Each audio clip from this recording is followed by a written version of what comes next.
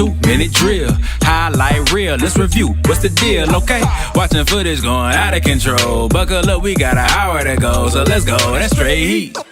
Ain't no chillin' around here. Back that back, Nat chins, how we feelin' around here? Got my whole squad in the building around here. If my name ain't on it, then I really don't care. Come on. 3-point stance, we advance. Ball in my hands, I don't take no chance. Touchdown dance, that's my jam. No hot takes, this is nothing but rants. Nothing but rants. Nothing but rants. Nothing but rants. On the beat, hey. Yeah.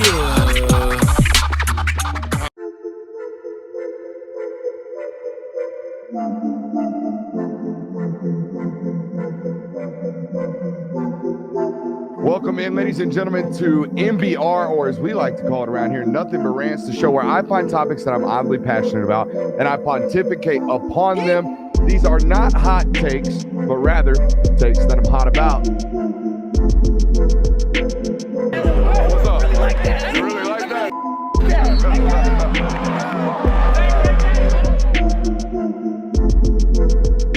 Let's shut up and grind some tape.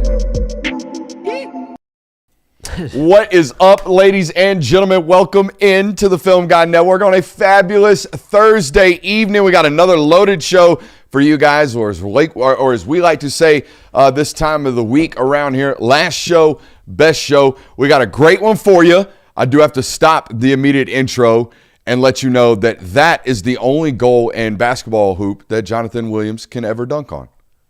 Really? I finally put some things up behind me, and all I'm getting is heat from both of my coworkers. Well, we wouldn't know because he hid the ball, so we'll never find out if he can even dunk on it. Man can't dunk on a regulation-sized goal, but he sure does have a mini hoop he can get one on. How about that? Hey, give J. Will three. Can we give him one solid clap? It only took him about 12 months, but hey, that boy J. Will, let's give him one. No, you didn't get a clap. Nice. It's a wall of pain as well. That's what that is. A good old-fashioned wall of pain. We got some Hawks. We got some Bravos. We got some Falcons. We got a wall of pain. It's the epitome of me. This is me. This is me as a sports fan. That's what's up. Let it know. That's what's up. I don't know who Ade Mara is, but I guess we'll find out that at some point tonight if the show tends to drag. But it won't, because it's a loaded one. It's a last one, and it's a loaded one. We got a great one for you. Kirby's going to give us the latest on the Brennan Sorsby case. Ed O, back on the bayou. Mm-hmm. Ed Orgeron, back in college football. We got some bold takes tonight, too. Some super hot, bold takes. We've been searching through the AI, or at least I have, the little chat GPT, because they say if you're not using it, you're going to die. You're falling behind. Yeah, no, if you don't use it, you're just going to die. So what I use it for is to find out what apparently they say the internet's looking for. Apparently the internet, college football fans are looking for bold takes. So we're going to do that tonight in our own little way. It's anonymous coach quote season too. So we got that. Love when coaches get full anonymity. Is that how you say that? Mm-hmm. Yeah, anonymity exactly to get out here and run their mouth. One coach been running his mouth full-fledged with his name on it. It gave us a little tidbit right before the show, and we're going to play some Liar's Poker, Steve Sarkisian edition. So that'll be fun. I got to ask you up front, though, make sure you're hitting that thumbs up button. Make sure you're subscribing. Make sure you're telling a friend if you haven't already, all right? We are on the road to 100,000, and it's been a slow climb, but it is what it is. It's all season. It is up to something season. So shout out to that. But, yeah, make sure you're hitting that thumbs up button right now. Do that for me. Kirby, I've been handing off the you read, so I don't have to. What is the latest in the Brennan Sorsby's case? My internet tells me that the Homer judge called it quits. This is kind of a bombshell development in this. So obviously the judge that had been previously assigned to this case that would ultimately decide on the preliminary injunction was very notoriably a Texas Tech grad, which that kind of stirred up some controversy there because, that's going to be a favorable ruling for Brennan Sorsby. The judge actually over the weekend recused himself from the case with no explanation. He did not offer a public statement on this. Typically when a judge does this, though, it's because they do not feel that they can give an impartial judgment to that.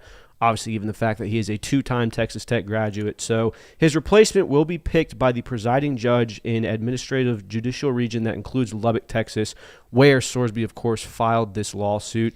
Anna Estevez is the presiding judge who holds no degrees from Texas Tech. So looks like I we're heard going to she's get a Baylor grad. I saw that rumor Something like floating that. around. I couldn't ever get a confirmation as to whether or not it was true. So Okay. either way, there is going to be no Texas Tech bias in this decision now. And That's good. of course, and excuse me, the court date is set for June 1st at 10 a.m. So we'll get an answer on this within the next few weeks. Has to be, right? When's the supplemental draft? Isn't that June 6th? Something like that? I honestly don't know. So that's the why he supplemental got draft is the 22nd, I believe. of June. I think so. Right? I don't know when the May, window to May enter 22nd is tomorrow. So it has to be June 22nd. Back into June. This has to be finalized by then so he can get into the supplemental draft if he is deemed ineligible.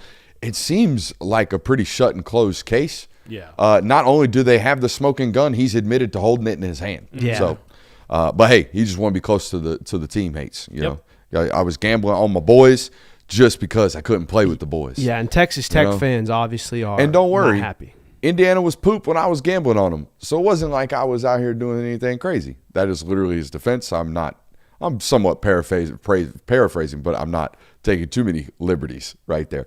Ed Orgeron, back in college football. Oh, boy. This is dope. Now, you know what I think is awesome? I think it's awesome that Ed, I don't know if you remember, but Ed was on, shout out to Will Compton and Taylor Want, was on Bussin' with the Boys, like, I don't know, 3 months ago, like right at the end, I think, of college football season. Yeah. Maybe it was Super Bowl time, whatever it was. But they asked him, like, you itching to get back in the game? And he was like, oh, yeah, I'm not going to do the impression. But he's like, I'll do anything. I'll be a defensive line coach again. And I think we talked about it. And I think I said at that point, like, hey, good on him for not saying, like, yeah, I'll be a head coach again. Just give me any job. I'm a national champion. I would imagine he could get like a Louisiana Lafayette head coaching job if he wanted to. But this is a perfect role for him. It is, quote, a special assistant to recruiting and defense down there at LSU. LSU Tigers account tweeted out a photo of him and Lane Kiffin shaking hands right there in front of the Tiger. I think it's a perfect role for him. You know, they only recruit like probably 15 to 30, or they're probably recruiting 30 to 35 high school kids, blue chippers, every year at LSU now. And probably going to land 14 to 20 of them, depending on how good they are in state that year particularly. But their job, and I would imagine their mindset right now at LSU is, we are going to border up this state, whatever it costs to keep the talent here, and maybe go out for whatever we need outside the state, 3 or 4 guys a year, and then portal this thing, because that's what he does. He does proven things, blue chip things. That's what they were trying to do down there with that money. Yeah, I mean, anytime you can get a guy on your recruiting staff who really connotes the area that your school is in, like, especially when your head coach doesn't. yeah, like, You know? Ed Orgeron is what LSU is. Like, the community around that, like, having someone like that on your staff to really gravitate the kids that you're talking about, trying to keep in state, that's only an advantage for yourself. Makes it feel like home. Yeah, and by the way, Ed Orgeron is still a very loved figure. I know that the way his tenure at LSU ended was not necessarily great, but he is still very well-liked within that program. He's still well-liked within the college football world. I do think it is worth at least acknowledging the risks of this, simply because, and I'm not going to do the whole thing, but Ed Orgeron's tenure ended kind of, he was asleep at the wheel there. I think we can agree that there were probably some things going around that program that He definitely wasn't level-headed at the wheel. definitely You know what I mean? correct.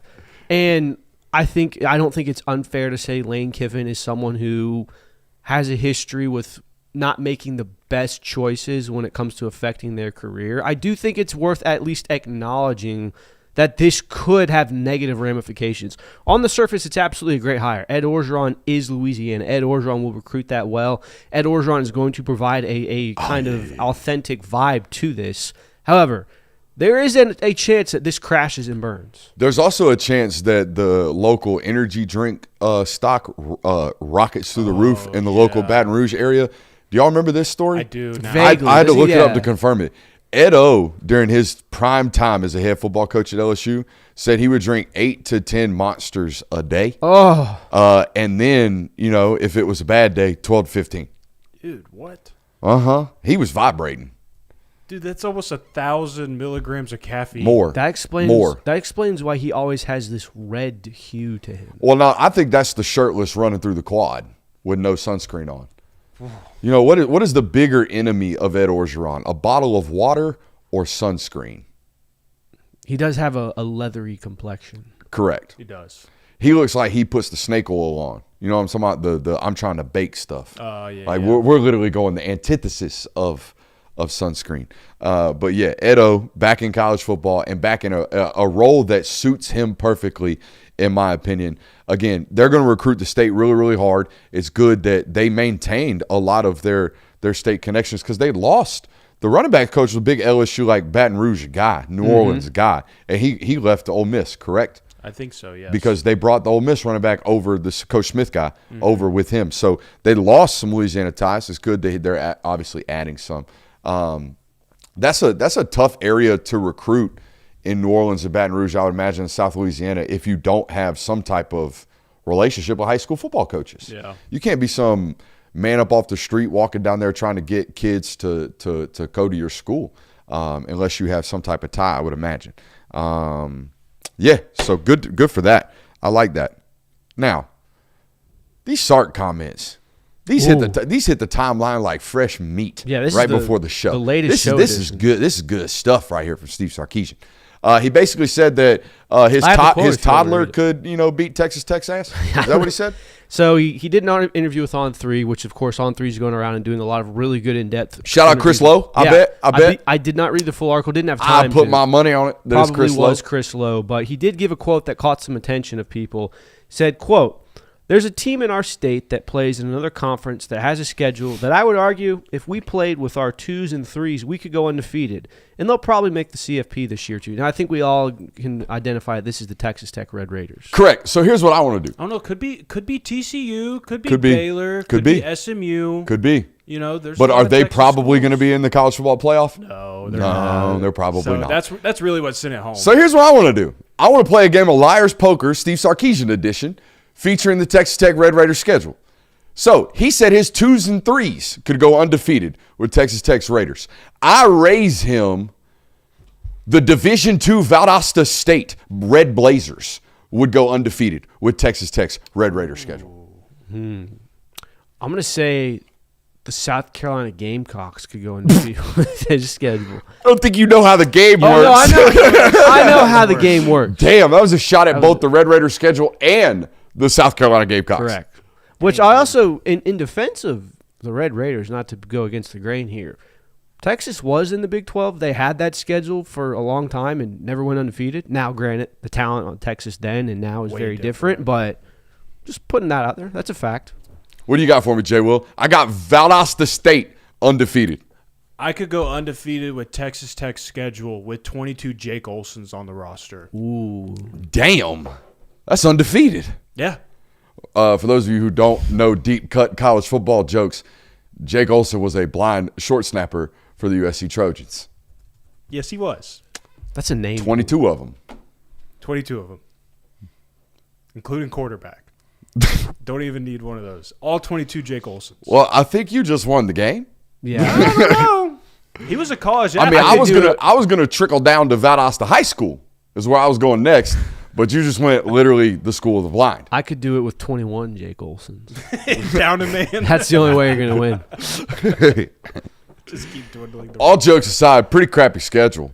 It is. It's not great. It's like BYU and the boys. I can remember that was one of our. Got to get by Houston week 3. Yeah, that was one of our more glowing points and takeaways from the recent Brennan Sorsby news is you might be down your quarterback, but your schedule still benefits you to the point that you could probably still make the college football playoff. Yeah. And I mean, I think I saw, and I don't know if this is a confirmed statistic, but last year Texas Tech played like 8 total players that are on an NFL roster now.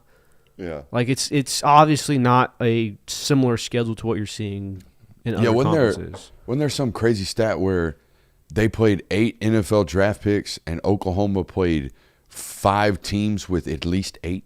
Yeah, that's what it was. That was the statistic I read. I just couldn't remember it fully. But yeah, it's a night and day difference. Yes, I think the term would be apples to oranges, but in this case, it's apples to like mandarin oranges. Definitely, yeah. Apples to grapes. It's a little too disrespectful. But a good cutie, a good mandarin orange could be entertaining. Just like Texas Tech and Houston this year, week 3. Mm-hmm. Could be entertaining. If you catch it ripe enough, I do think it is interesting that Apparently, by the way, this was at the Houston Touchdown Club, so this may, hopefully for Sarkeesian's purpose, this might be one of those tongue-in-cheek events. Yeah, I was going to say. Where you're out here you're there to talk some trash. It's like the Kirby Could be. Mario but Cristobal thing. Maybe we'll see. I would have, if it's not meant for all hee-hees and ha-has, I would imagine Joey McGuire's got Pete Thamel on the ringer pretty quickly. Well, and that's what I was going to say is this. Got to throw a jab back. This feels a tad Didn't he already do that? Yeah, he did. I mean, he did say that. We'll put us on the schedule. Let's see. Let's play. No. That was Joey the money guy. I'm talking about Joey McGuire. Oh. That was Cody Campbell in the Minchies. It was Cody Campbell. I want to see Joey McGuire, on the podcast that he has. Have y'all seen that? That's how you responded to the we don't have small weights debacle that they had this offseason. But I would imagine it probably is a little tongue-in-cheek because it does seem a bit heavy-handed. Like, it's one thing to say... As if basket weaving wasn't, Jonathan? Well, it's one thing to say, like, I would love to have Texas Tech's schedule every single year. Like, I'd love to have their schedule. But to go to the degree of, well, my 2s and 3s could go undefeated with that schedule. Can we also acknowledge the fact that it's so obvious that Steve Sarkisian thinks he's winning a national title this year? I think it's so obvious that I'm not in the wrong for saying what I said last night. Where I'm like, Tuesday, when I was like, dude, I'm forthcoming about this. All the pressure in the world, they better win it. I hope they don't. I mean, he's not helped. Like, the basket weaving comments. Like, Steve Sarkisian has been going on a media heater all offseason. Oh, he's acting like he'll be untouchable after this season. I shouldn't say I hope they don't, but it's just like I don't like the idea of just like, oh, just buy everything. That'll win. Maybe. We've seen teams try it before, and it hasn't exactly worked out. Yeah. Every time, I always think about the Philadelphia Eagles when they had the death squad that time, where I think they went out and bought Vince Young and Michael Vick. They had the massive corner, Terrell Owens or Terrence Owens was coming back. That's what I always remember because that always fell flat. Yeah, I mean, so far the high-budget, high-profile teams where you kind of build a roster through buying the talent has not paid off. I probably need to have an inward conversation with myself about that's just plain hater, like it's just haterade. That's just me hating on somebody that's got some bread. I need to stop doing that. No, I mean I don't dislike Texas any more or less because of Sark's comments. I think it's putting an unnecessary amount of pressure on you. Yeah. Like the spotlight is, and it might just be like, hey, the spotlight's going to be on us already. We have Arch Manning. We've done all this in the offseason. I might as well just go all in with the media. But like, you don't need to put those extra eyes on. Like let Texas lose one game this season, and the basket weaving comments are going to come back, and Texas Tech fans are going to start chirping you now. Like, you are putting so much more problems down the road for you by just talking. It's like, just you don't have to do that, man. You want to do some talking? Sure. I think that's what our show's for right now.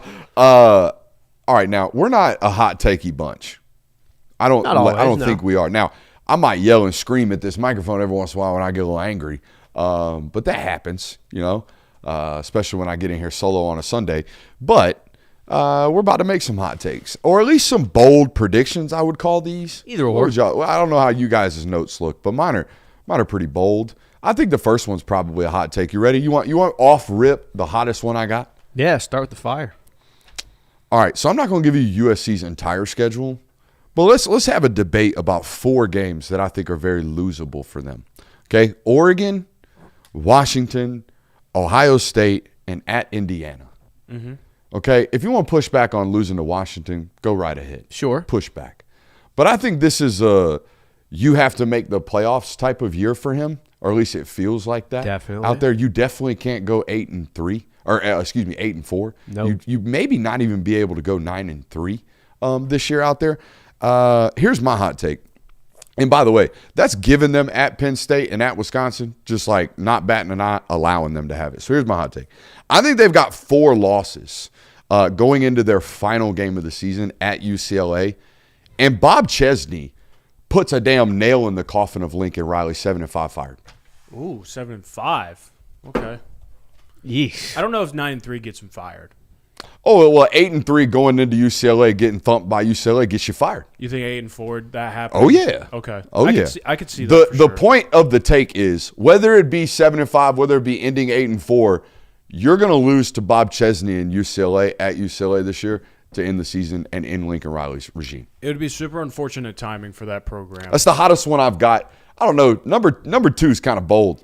Number 2 is kind of bold, but that's as hot as I got. Okay. And I stumbled upon that last night with a friend of the show, George Whitfield. I'm like, damn, the schedule's tough as hell. This man just, speaking of coaches who have been putting pressure on themselves, this man told the world that it took him 5 years to open up the window. Yeah, that was so stupid. And the window's finally open now because, poor old Lincoln Riley, the head football coach of the USC Trojans, just one of the worst football programs in the history of college football, the USC Trojans. When's the last time, and this is, again, off the top head thing, I don't know if anyone can think of it, when's the last time a coach came forward in front of Mike preseason and was like, all right, now's our window. Now's the time where things are going to work out for us, and it pays off. Matt pays off? No. The most recent one was last year. Matt Rule was like, hey, year 3. Exactly. It went year miserable. 3, I'll be dangerous in year 3. Miserable. No. Don't do that. Yeah, don't do it to yourself. I mean, Shane Beamer kind of did it as well at SEC Media Days 2 years ago. I brought that one up last night, too. Why can't South Carolina compete every year for a playoff spot? Yeah, not even just compete. He said, our goal is that we're going to make the college football playoff this Annually. year. Hugh Freeze went, well, we got to make a bowl game this year, and failed to do that. Yeah. It's just like, don't set predictions this Well, it was early. an opt-out situation, right? Yeah, I mean, still, They but probably like, could have gone. well, Did they you know. finish exactly 6-6? Did they? I don't know. I Or think were they so. 5-7? I do not think they were a bowl team last year. Even if they were, it was because of Durkin's winnings at the end of it. Oh, no, yeah. You're right. They weren't a bowl team. Give me one. Give me one. Give me one. In October, there will be 3 running backs in the top 5 for the Heisman Trophy. I like this. I love Hold this, on. actually. Hold on. Kiwan? I did. So I put, Oh, you didn't give me the 3? I put down 3 Okay. names as my 3 candidates, Ahmad but there's Hardy. even more. Like Kiwan Ba and I didn't put Ball. Jaden I went Ball. Mark Okay. Fletcher. okay. I I like went Mark this. Fletcher. I'm fine with Jaden Ball. It was just more so like in October, I can see Miami being super relevant. Florida, just kind of a question mark there. Jaden Ball is certainly capable of being one of these players, but I ultimately went with Lacey Hardy and Fletcher. Ahmad Hardy. Plus 12,000 odds, by the way, guys. Just a reminder of Tuesday's show. I got a hot take for you, and this is not exactly one you can quantify, but I think the James Franklin firing is going to be looked upon in history as one of the worst decisions that Penn State made. And everything that has transpired with this, and Matt Campbell, like, no disrespect to Matt Campbell here, but James Franklin had that program consistently as a top 15, top 10 program. And I know that 2025 was an utter disaster, and something probably had to be done to make an adjustment. I think the way that they handled the hiring process is going to look back and be like, man, they set themselves back years with this decision. That's my hot take there. Have you seen the schedule? Yeah, Very manageable. it's a manageable schedule, but It leads me to my hot take. And I give this one about like a 27% chance of happening. Okay? And it requires Penn State to go 10-2, but I think they might. Here's the deal. Here's the hot take. Ohio State and Penn State finished with the same exact record, 10-2. Ohio State's got to play at Texas, at Indiana, at USC, Oregon, and Michigan. Yep. Okay? Penn State's got to play USC at home, at Michigan, at Washington. The rest of the schedule is essentially mid-majors and Wisconsin, Purdue, Northwestern, and Maryland. Yeah. it's so funny to look at Ohio And they will not be created equal. No, that's what I'm saying. They will Like, not be created equal at all. But there is not a very strong chance. I gave it 27%. I think there's a pretty strong chance, in my opinion, that Ohio State stares 10-2 in the face. That's a tough ass schedule. Very And by the way, tough. 10-2, I'd rank them inside the top 6 maybe by the end when it's all said and done. I don't know what it's going to look like. It's a very, very tough one to go at. Maybe the toughest in the country. I mean, Ohio State's 10-2 to easier schedules in the last 5 years. So yeah, Correct. I could absolutely see that. And I do think there's a chance that, Matt Campbell, year one, might get it done out there at 10-2. That's the easiest schedule the Big Ten provides right there. Yeah, I don't know. It's not going to sit right. Mm-hmm. It's not going to feel good. But I think there's a chance both teams are 10-2, and they will not be created equal. Was that one of your takes? That is the take. Oh, gotcha. I think you're next, Jay Will. There will be multiple undefeated teams in the college football playoff this year. Huh? There will be multiple undefeated teams in the college football playoff this year. What was there last year? One? Indiana was the only one. Well, Miami and Notre Dame both can't be. So which one of those is? Well, so take one of Miami or Notre Dame. Okay. Give me Texas or a Georgia or somebody from the SEC. SEC. You can see one of those going undefeated. Texas Tech going to go undefeated this year. Yeah. I could see a Big Ten school maybe going undefeated this year. I mean, now, all you need is more than one. I know, but I'm saying I can think of multiple occasions where there would be multiple undefeated teams going into the college football playoff this year. I like it. We had it last year, right? No, just there's one. only in Oh, Indiana. Texas Tech slipped up to Arizona State. Yep. Texas Tech slipped up to Arizona State. Could happen again this year. Ohio State lost to Indiana in the Big Ten championship. They were undefeated as well. Yeah. So It's a good take. I like it. Thank you. What do you got for me? I got one. We know that this coach seemingly is a dead man walking and that he will probably not be at his current place of employment within the next 365 days. Mike Norvell will outlast Deion Sanders as a head coach. Here's the question I want to ask for the chat. Is relevancy enough for Colorado? And what is the bar of wins for relevancy with Prime as the head football coach? But are you even relevant anymore? That's No. what I'm saying. We still have to. We got to go start winning. The answer because to your we're no first- longer relevant. Right. But how quickly can you fire the guy that spiked your admission rates by like 400% or whatever it was? Well, I think if you get back to the demarcation of you're one of the bottom teams in your conference, which kind of feels like that's the direction Colorado is heading in again. Yeah. I think then you got to reset everything again. Yeah, I mean, we went from 2 years ago talking about how, man, Deion and Colorado should win the Big 12. They could make the playoffs. All these things to, I mean, even after their first season and when they went 4-8, they were still very talked about. It was still a hot topic issue.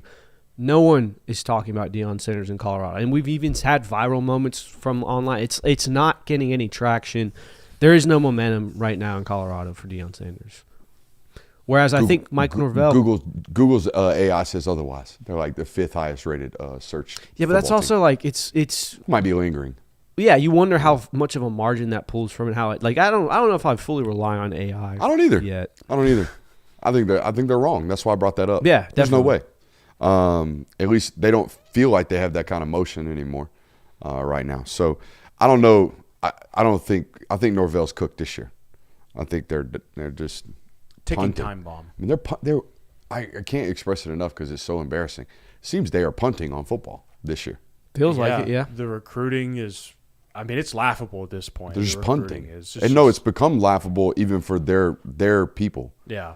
Like, say what you want about TJ Pittenger as he is a spark. You know what I mean? Like his job, in my opinion, he's great at it, is to spark conversation, whether it be pro FSU or not. But right now, there is nothing pro to be. So all of the sparks I see on social media are TJ just letting the world know that this is a bonfire. They're just out back with the bonfire going on, just throwing pictures into the bonfire, being ready to just burn the memories. Yeah. It's sad. It's really unfortunate for a fan base like that and a program like that. Where you're dude. going into a college football season Yeah. and It's you a literally place that can't should get matter. excited. It's a place that That's should a matter. great school. It's a great Yeah. environment. It's a great it is one of the blue bloods of college football. I consider And it. at this point, I don't even blame Norvell. Like No. I know it's been bad, but like they're not giving him him yeah. anything. Yeah. You can't go out and compete. Well, it's also like Mike Norvell built everything on shaky foundation, Yeah. and now at the house, like it was a house of cards that Yeah. caved in, and now it's like you can't really start from ground zero anymore. Or maybe it was just a random collection of talent that just popped. Could be. You know, Could be. I just mean, got they were lucky. not. They were It's not hard good. to get lucky for 18 games because that's what it was. People forget. Mm-hmm. It was a run late in 23. They Yep. won like 7 games in a row and then won 13 in a row. Correct. So I mean, for 18 months, he looked like a guy that could coach damn football, and then all of a sudden it just crazy. I got another one for you. Let's hear it. Sam Leavitt will get an NFL GM fired. You've been pretty persistent on this Fired. one. He's about to get all the answers for 15 games, however many LSU plays, and he's going to look like he is a god. I mean, it maybe not be Trinidad Chambliss great, but the difference between him and Trinidad is he's like 6'2", he's 205 pounds, whatever have you. Trinidad's probably going to be drafted really, really high this year as well, I would imagine. At least I would. The tape is exceptional. All that being said, somebody's going to buy this one too, and they're going to flop. I do not think this is for the NFL. I think this is 100% for LSU, for Lane Kiffin, There's gonna be for some- Charlie Weiss Jr. There's going to be some poor GM that's sitting there on draft night, and they're going to be at like the 9th overall pick or the 10th overall pick, and it's like, well, crap, Arch Manning's off the board, Dante Moore's off the board, but we really need a quarterback. I was like, it's okay, Coach, it's okay, because this is who we wanted all along. Jonathan, you heard it here first. May 21st, 2026. So we're like literally 11 months from the NFL draft. The moment Sam Leavitt is drafted, somebody on the desk will compare him to Bo Nix. You watch. So correct me if I'm wrong, but that means you guys are buying Sam Leavitt for the 26th season, right? I mean, I'm buying Lane Kiffin and Charlie Weiss Jr. I'm not buying NFL Sam Leavitt stuff. I'm not saying he's going to get the GM at LSU fired. I'm saying he's going to get the goofball that drafts him fired. But that's what I'm saying. We're going to play like a madman this year. Because, again, it's hard. It's really, really hard to act like Lane Kiffin's not going to score a bunch of points in my mind. The dude's going to be, hey, here it is right here. There's 9 yards available. Wham. You know what I mean? It's that all the way down the field. Yeah, so, I think there's certainly a world where Sam Leavitt plays to that level where he's capable of being a first-round draft pick and a top 10 pick this upcoming class. But what also Chad's hinting at, him being 37 spots better above Trinidad Chambliss, I do not agree with that. Like on current college football lists? There was a top 100 list released by On3 today, and Sam Leavitt was top 10, which I could see him becoming that. Boys, honestly, we might have to infiltrate one of these places that puts out these rankings just so we could be like, hand up in the media room, be like, that's just blaspheme. Yeah. That's just blaspheme. Like, did you not watch Trinidad Chambliss down the stretch? I don't know how people look at college football this year and don't have like some debate between CJ Carr and Trinidad Chambliss for QB1 and then start the rest of them. Yeah. You know what I mean? Like, start the rest of the debates. That's how I view it. And whether or not that matters, I don't know. Yeah. Well, sticking with LSU in the hot take game, I've got one for you. The LSU Ole Miss game, and this is the one take that riots in the streets. I feel most confident will happen. The LSU Ole Miss game will not finish its full regulation time. It will be called early. What? Really? Yes. That's soft. That's soft. Okay, what do you think it would take to happen for this to occur? They can't stop the fans from continuously throwing beer. Correct. Something like that. Oh, there will be beer thrown. There will be things They are going to have thrown. to build a plexiglass screen Honestly, on the LSU sideline. They might just do like drinks in a bag. That's the only way to do this. Or just, Like, since the Texas game, I shit you not, every SEC game I go to, the moment a bad call happens, there's beer. There's beer thrown. Yes. Now, the question is, does one become 101? Mm-hmm. At Texas, it did that night. It was that drunk enough. This one, I mean, they're bringing it on themselves from a game start time. yeah. It's a 6:30 local kick. Like, bro, it doesn't matter if you sell drinks or not. This shit's getting rowdy. Game start time. Lane Kiffin is returning. Lane Kiffin has said everything. Like, imagine walking out of the tunnels for Davis Wade Stadium. They are going to have to build like protection for Lane Kiffin. I think it's going to get ugly in there. I don't think they finish that game. I think you get to like the fourth quarter and they're going to like, hey, we're calling this game. Well, the dangerous part about Somebody called me yesterday and said they might be able to get us tickets. Oh gosh. Ooh. Do y'all want to? I don't know if I want I kind of want. I don't know, man. I That's want a little to. testy to be Yeah, I going think out I'm there. good on that. I don't want to be caught in any type of crossfire. But what I would say is the bad thing about this game in particular is it doesn't matter what the result is, it's going to get ugly. Like, because it's at Ole Miss, if LSU wins, then it's all out of anger. It's all out of, God dang it, maybe he was right. I'm going to throw this at him. But if they win, then it's, ha, suck it. I think that's what he's baiting. I think he's baiting them into being a bunch of Neanderthals. Yeah, I mean, it certainly would work on his case of like, this is why I left. Like, it's a classless But you gotta university. win. He has to win. Yeah. I got another one. I have another one. Go ahead. Brian Kelly lands a head coaching job at the Power 4 level by the end of the season. One more time? Sorry, I was reading comment. No, you're I good. said Davis Wade. Correct me, it's not Davis Wade. Yeah, you were tripping me out on that My one. bad. That's Mississippi State. It did sound right. Got it but I mixed was up. like, That's a my fault, crucial everyone. mistake. What is it? Oh, God. It's not Vaught Hemingway, isn't it? Something. Yeah, that might It's be fine. right. Go ahead. My bad. Brian One Kelly more lands a time head with the coaching job at a Power 4 school by the end of the season. No way. By the end of the season. No, wait. Here's the deal. I want, if we have anybody listening today that I've ever employed to go work for me, here's what I'm employing you to do. I want you to sit down and watch every second of Brian Kelly on television this year and just bring me the top 10 dumbest things he says, where he's obviously very clearly not watching ball. It's already started. During the NFL draft process, he was already laying the groundwork for, buddy, you ain't watching ball. He called the LSU quarterback this year, Garrett Nussmeier, a man who he coached, by the way, Jaden Daniels.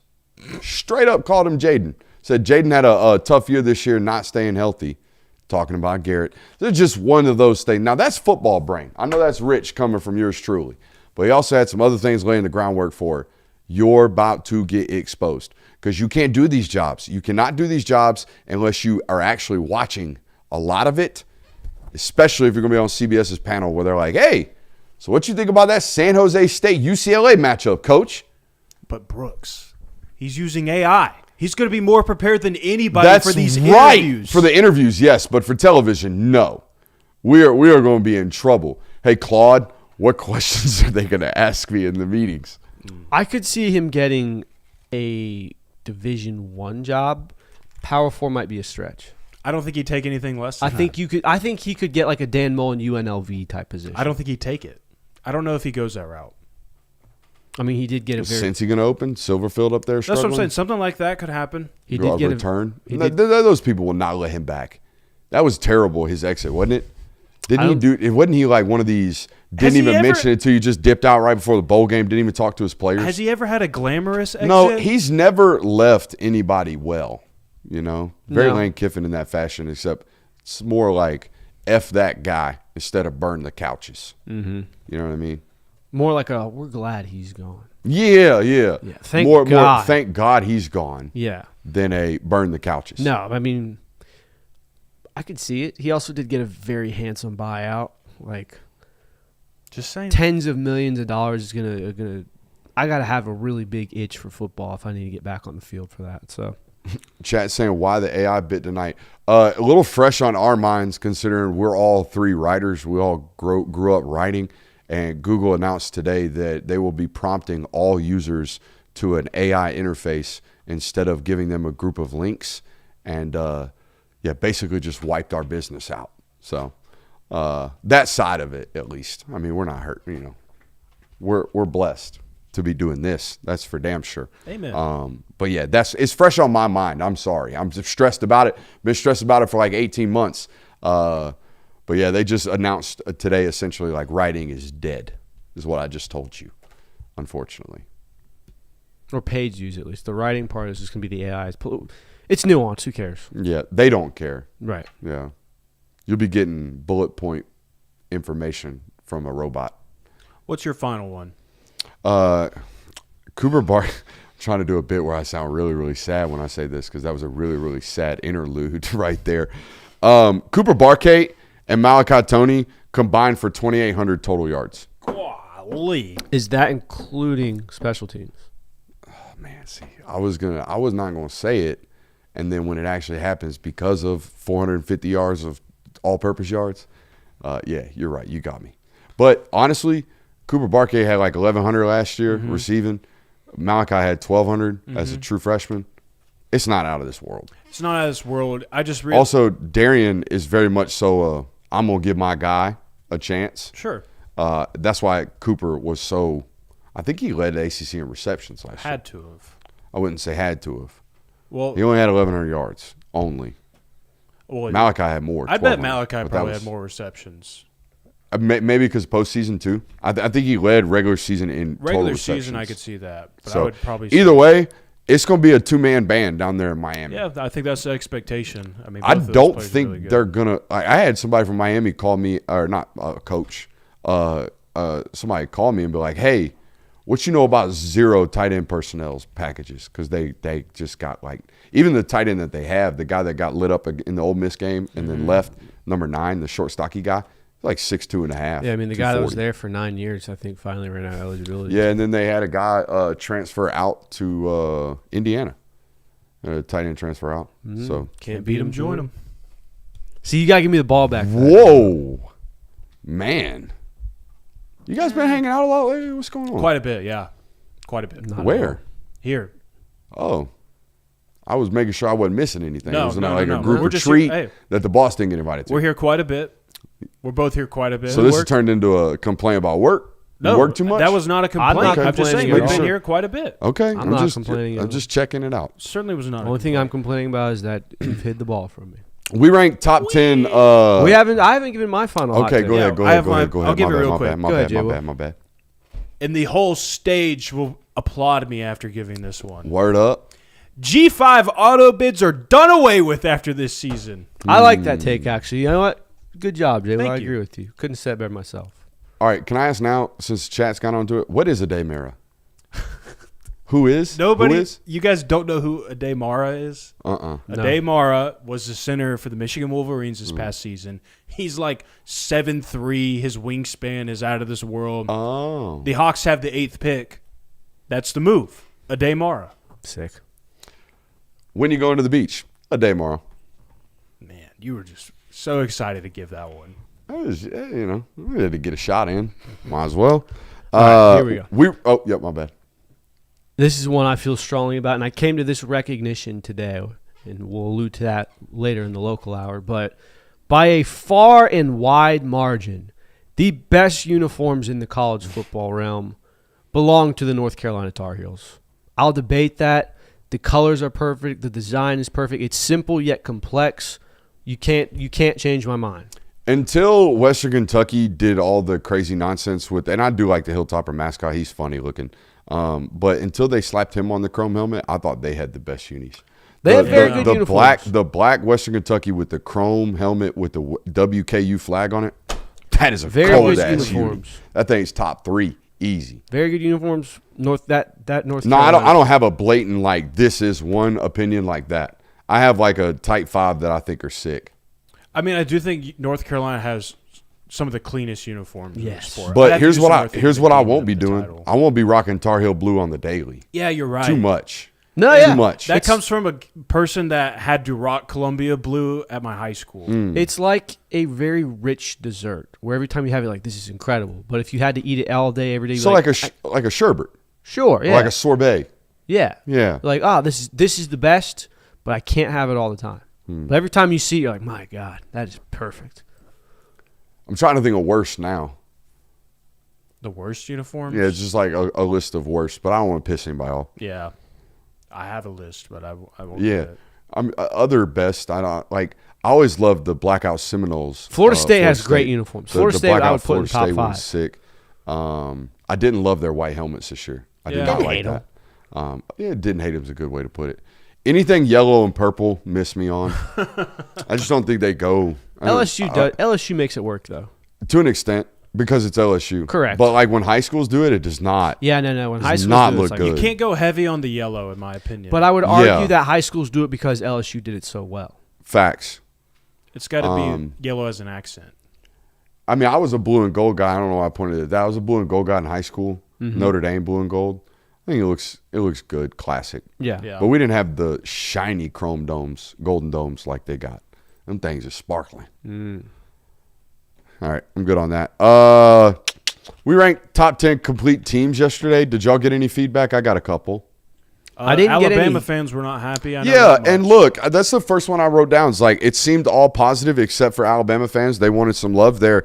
But I thought Kirby said it best. Look, when you don't have a decision at quarterback yet, like there is no completion of the offense as a whole right there. That being said, I like both quarterbacks. I like Keelan Russell, Austin Mack. It's not a matter of talent. I think they're both going to be really good. We've talked about that ad nauseum on here. But it's also the fact that there is no proof of concept with the run game yet. Not at all. Not at all. There's also not a congruent 5 up front. We have no idea what the offensive line rebuild looks like just up to date yet. I know there was some defensive line additions via JUCOs, like especially one big defensive tackle, but apart from Yanze Pierre, and we got to get some stuff out of Xavier Griffin year one.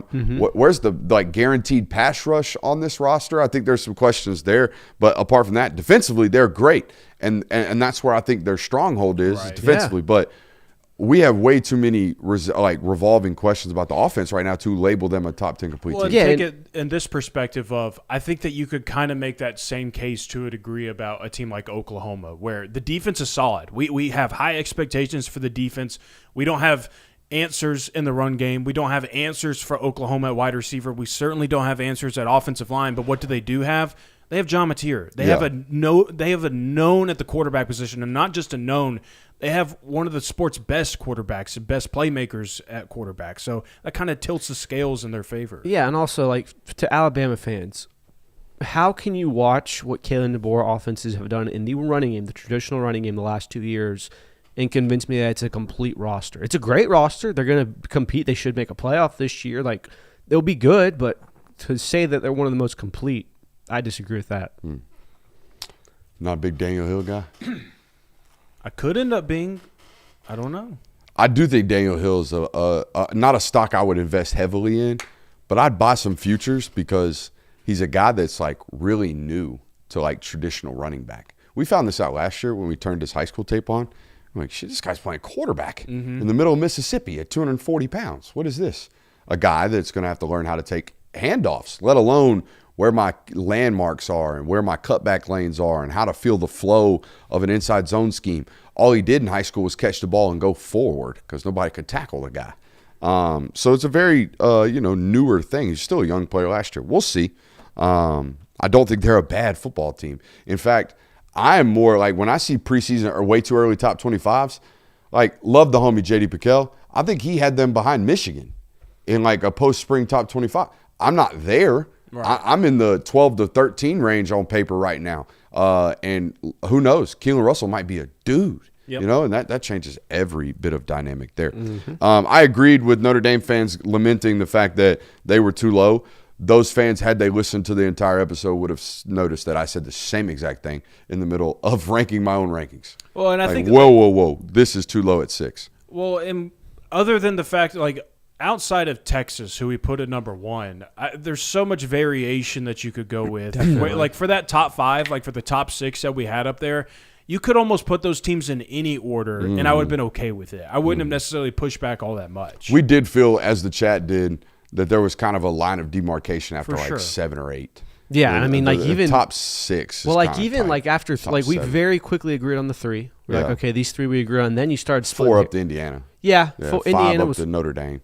And even then, we looked at Notre Dame and was like, "This is too low." Like you start like the top 3 were the easiest to do, and then after that, I was kind of like, I don't know who we're going to decide on. Chat also wanted some Texas Tech fans wanted to mention there, but it's like, dude, again, you just a team that has no quarterback. You're going to be a complete record. You're Yeah. going to be like worst case 11-1. I'd imagine.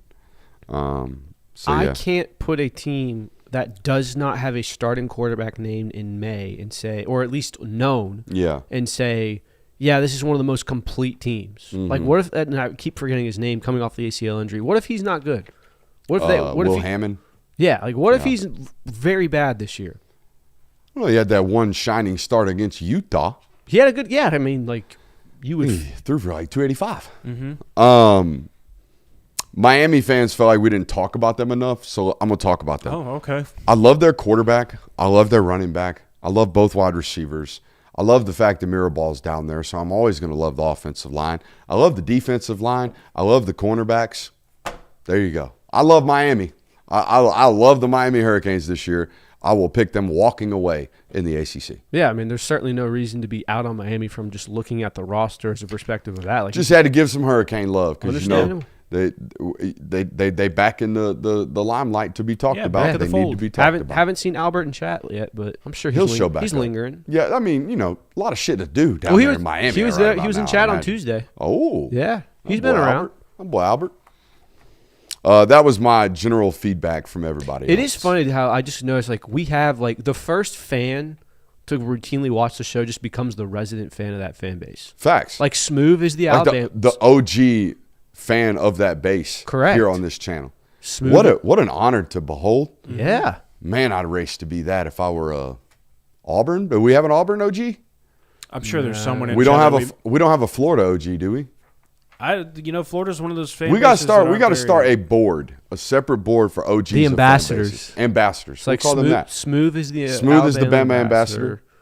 Albert is obviously Albert is the Miami ambassador. Texas has a few of them. I don't know who was first. Who's my Didn't we have a random Vatek former baseball player There that's was a always in the chat? There's literally someone in the chat tonight that says, James Franklin, please save us. Yeah, we got a Vatek ambassador. We got a couple. Hey, we're branching out. We boys. need to get the ambassadors list going. All right, we'll put an ambassadors list on the board today.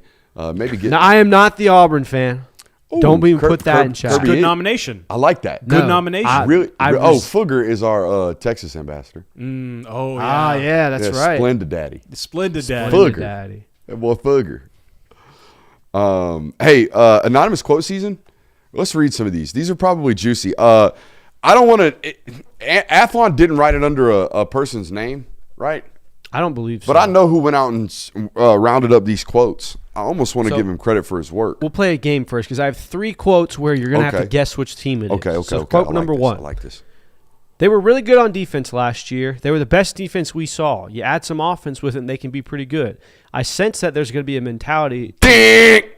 Auburn. Auburn, yes. Next time, let's all finish the Oh, quote. my bad. I thought we were playing a game. We'll do this Jeopardy style. Okay. So you have to finish the Oh, question. that's perfect.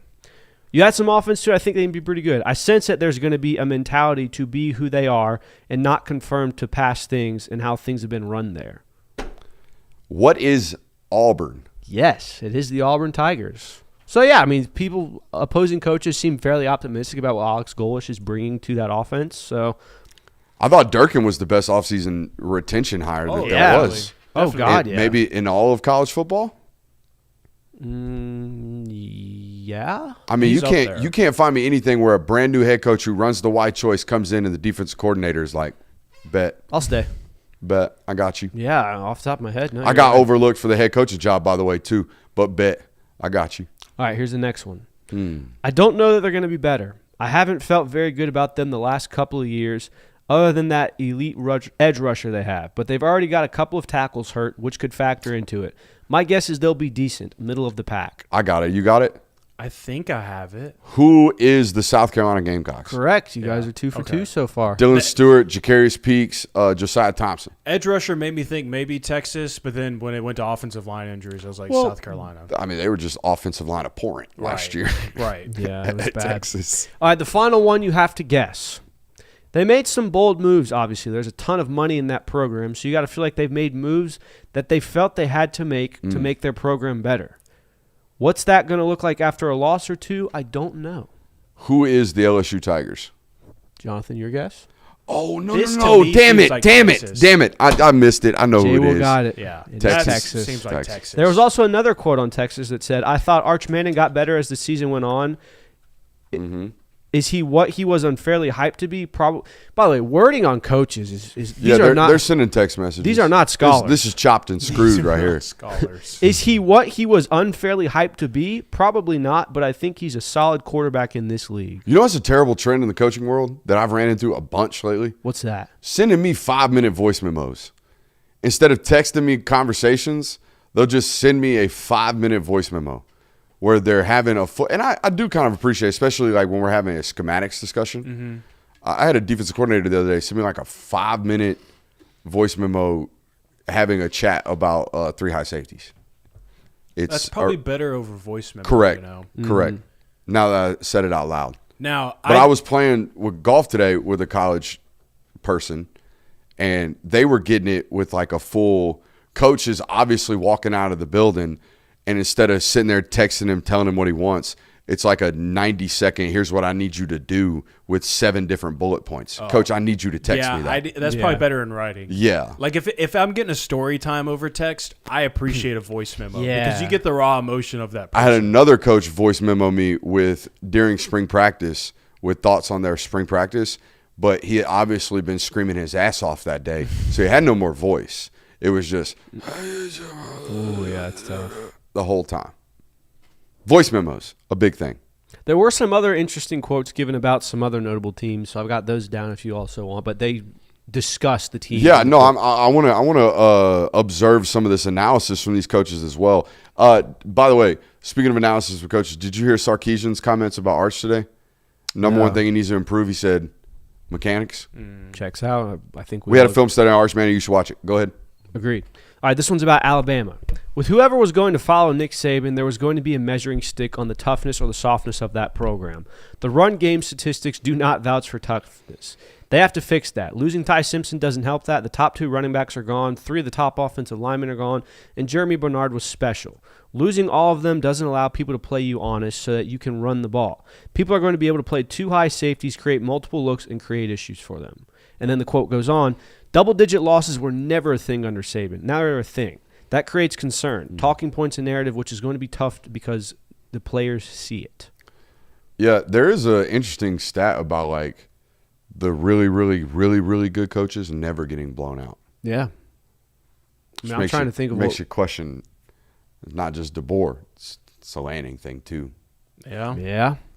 Lanning's had 3 of them. I mean, to be fair, Kirby had some kind of blowouts in his career. Like, he had a really tough loss against Auburn on the road in 2017. It was like 35-7. 2018 41-17, LSU. I believe. 2018 LSU was kind of close, but not really. 36-16, I believe. Yeah, like he's had some of these. Okay. But to the point, though. How about some 35-3 mid-third? That's there hasn't been those. And the opposing head coach 2 months later saying that he told his offense and defensive staffs, we will be running the football every down and shoving it down their throat. Yeah, that has never occurred against the Kirby Smart roster. Or the Kirk Cignetti comment about Alabama recently was a little bit like, whoa.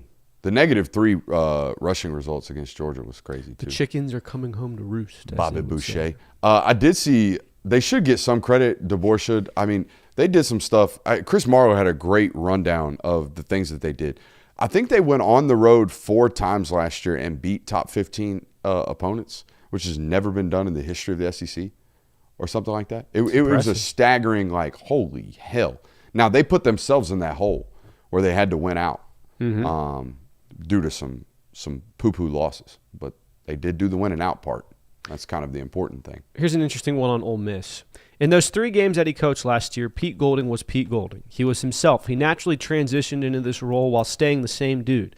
That's going to be the challenge. Can he continue to rely on all the things that have made him a big-time ball coach, or is he going to try to be the anti-Lane Kiffin? A lot of people in Oxford want him to be that, but he just needs to be Pete Golding. I think Pete Golding don't give a shit about nothing. Yeah, no, I don't think Pete Golding has ever been I'm doing this. Like, even during, like, when he was doing pressers and things, there wasn't ever shots at Lane Kiffin. Oh, by the way, I was told from a Texas source that the Pete Golding Steve Sarkisian beef is 110% real. And that would check out. It is 1,000% based off of what Texas people believe to be 100% true. When Sark first got the job at Texas, they were recruiting for players against Alabama.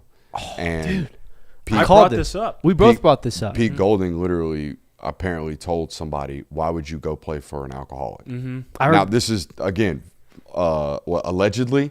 This is not, I don't know if this is even true. I probably shouldn't even brought it up, but the internet said it. Texas people have confirmed it. They believe it was said. Yeah, Steve Sarkisian believes that Pete Golding said that about him to a player. I think it was during the week you were here. Me and Jay Will talked about that of like, does anyone not remember that kind of going on? There's some history there. Yeah. Definitely. Here's a quote about LSU. Any offense that Lane Kiffin has had, they've been unique. They've been multiple. They've been unconventional. Schematically, with offensive coordinator Charlie Weiss Jr., again, just guys, grammar, please. I think they're going to make people play 11-on-11 football. I could see them easily getting back to doing what LSU does. It's going to be a 4-quarter game against those guys every time you play them with the tempo and the athletes they always have. So some people are very high on LSU this year, obviously. Here's one from Florida. The question marks would still be along the offensive line and quarterback. They got Aaron Philo from Georgia Tech, who knows the system, but in this league, it's about making critical throws on 3rd down and in the red zone, and that's yet to be seen. It's incorrect. It's yet to be seen from a large sample size. Well, I think it's on the tape. I think it's in reference to Florida. in the SEC. Oh, okay. Florida doing it in the SEC, having the line of scrimmage play to do it. Sorry, I'm biased. I'm a Philo guy. We understand. Oh, we know. We understand. Here's the last one. This one's my favorite. It's about Vanderbilt. Do I think they'll be as good without Diego Pavia? No. Absolutely not.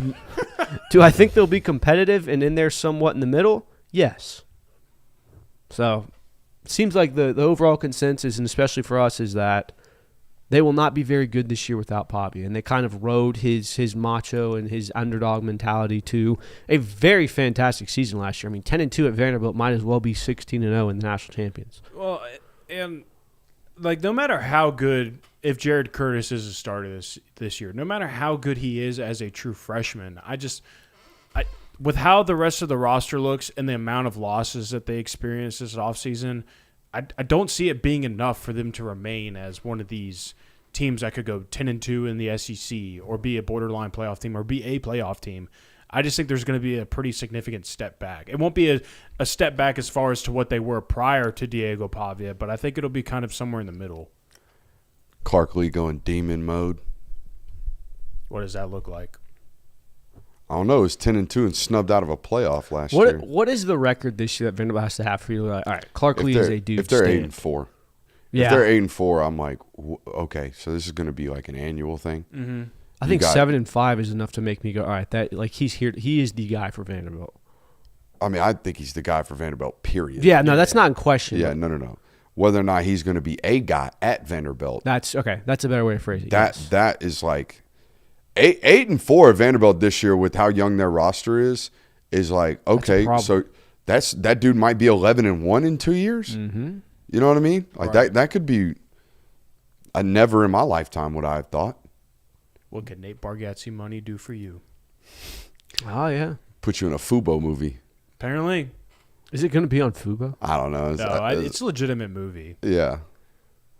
He's got a speaking role, apparently within the first, 2 minutes of the movie. He's buying a car, I think. With a Vanderbilt hat on. Mm-hmm. Yeah. I haven't been in it. I was told it was shot in Georgia. I'm sure it is, yeah. Probably. Any more anonymous quotes? Oh, that's all the ones we have. All right, we got a whole nother hour. Coming up right after the break, we got Kirby's Top 5 and a load of local topics, right? I know. We got to sit through that shit.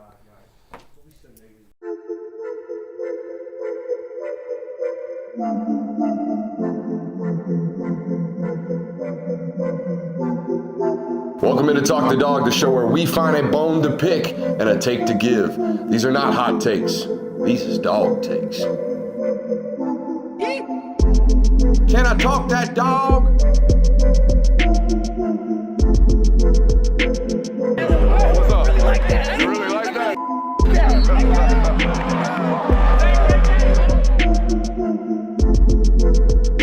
Let's shut up and grind some tape. It's too much. Well, unfortunately, ladies and gentlemen, we're deciding to start the Talk That Dog Hour with Kirby's Top 5. Don't be so negative, guys. Yeah, we got Kirby's Top 5. I'll stand in front of it till Jay this gets is topical. Yeah. Not to be a spoiler. Don't bury the lead too much. We'll this is topical. This is a good. I thought it was pretty good. Have you watched it? I have watched it. All right, go ahead. Introduce it.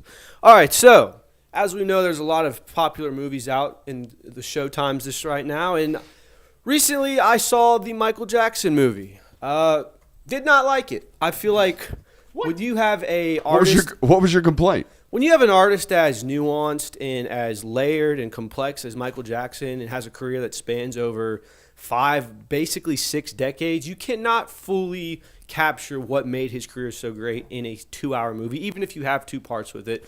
And you definitely cannot do any justice to his discography. So this week's top 5 is, of course, the top 5 underrated Michael Jackson songs. Starting off with number 5. Hold on. I'm just gonna let you know. I can already tell you this is gonna be 7, 8 completely off the wall songs. If there is such a thing with Michael Jackson, Well, just Off the to Wall- prove his breadth and depth of musical knowledge. Well, Off the Wall is an album written and released by Michael Jackson, actually. I was doing the thing. Go ahead. Were you? Was I? I don't know if you were. Number 5 is Much Too Soon. This was recorded during the Thriller era, I believe, but released posthumously. It's a very nice guitar ballad. I enjoy it very much. You should probably check it out. Any comments on that, guys? Nope. All right. Number 4, we have Love Never Felt So Good. This is one I feel like most people have heard. This is actually a demo that was recorded in the 80s, then eventually also released posthumously with a full backtrack. Justin Timberlake even did a remix with it. Give me a little tidbit. I will not be singing any of these songs. That would be a disrespectful act towards Michael Jackson. I do not have any of his talent, whether that be dancing, singing. So I will not be singing any of these, chat.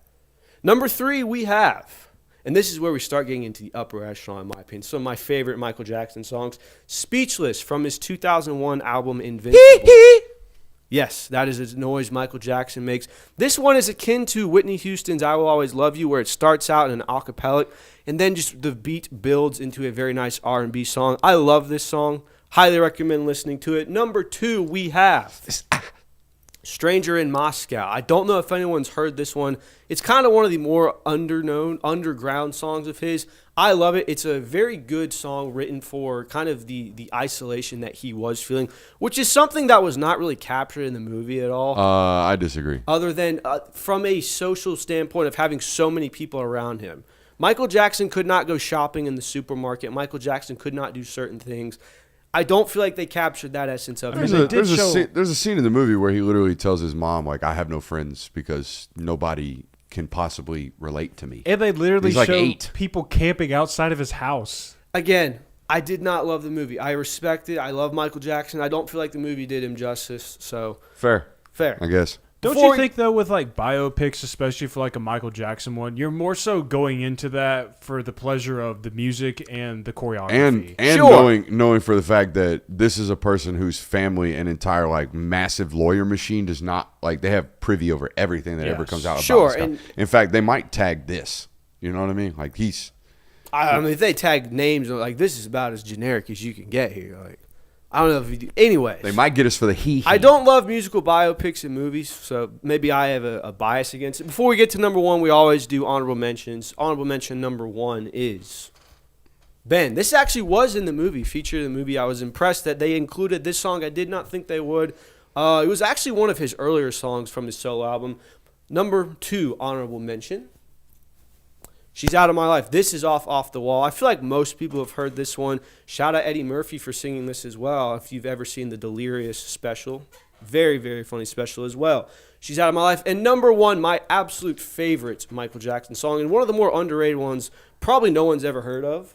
It is Farewell, My Summer Love, a 1984 song.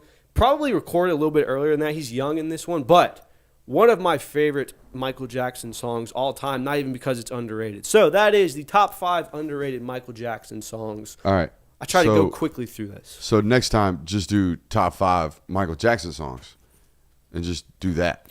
Dude, I feel like that's more like available for the chat to actually comment on and get enraged about. I'm not trying to enrage the people. Well, you don't understand content.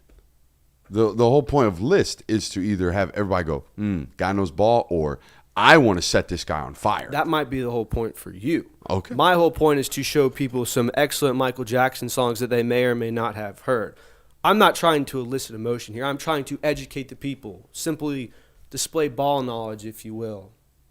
This foundation and this channel was not built on enraging people from eliciting emotions. It was built on education, which is what I am trying to do from the show. I give him credit. He's trying to pull on my heartstrings right. So I resent your statement of I don't understand. It's a good job, man. It's a good job. You pulled to the heartstrings. That a boy.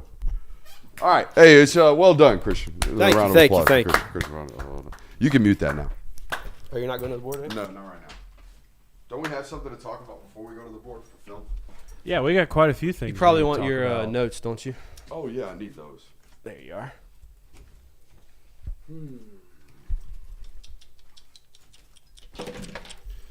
All righty. Welcome into Local Hour. We got a loaded one for you.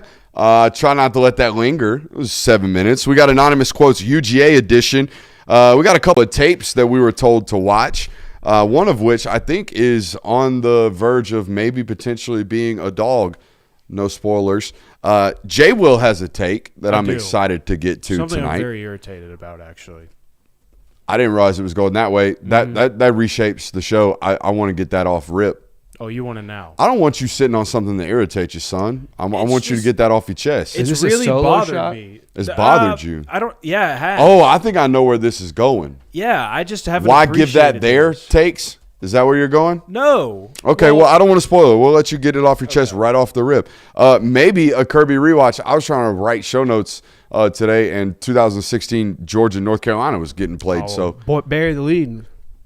I mean, See, this is the this man 30 seconds ago told me I don't understand content and just completely blew the suspense out of it. Ridiculous. Jay Will, what's going on, man? You're Okay. upset? Yeah, You're I not. am. First of all, if y'all don't know this man by now, nothing ever gets under this dude's saddle. He's a smooth rider all the time. I wouldn't deem it as maybe upset, but I'm frustrated. I would word it as that way. Okay? So, for those of you who maybe missed it today, Georgia's men's basketball team received a record-setting, like for the University of Georgia, a record-setting donation from alumni Adam Wexler, who, yes, as Brooks is representing right now, who is the founder of Prize Picks, and he is also the CEO of another company called the Hidden Jams. So he's a former alumni from Georgia, or just an alumni, not a former alumni. He's still an alumni.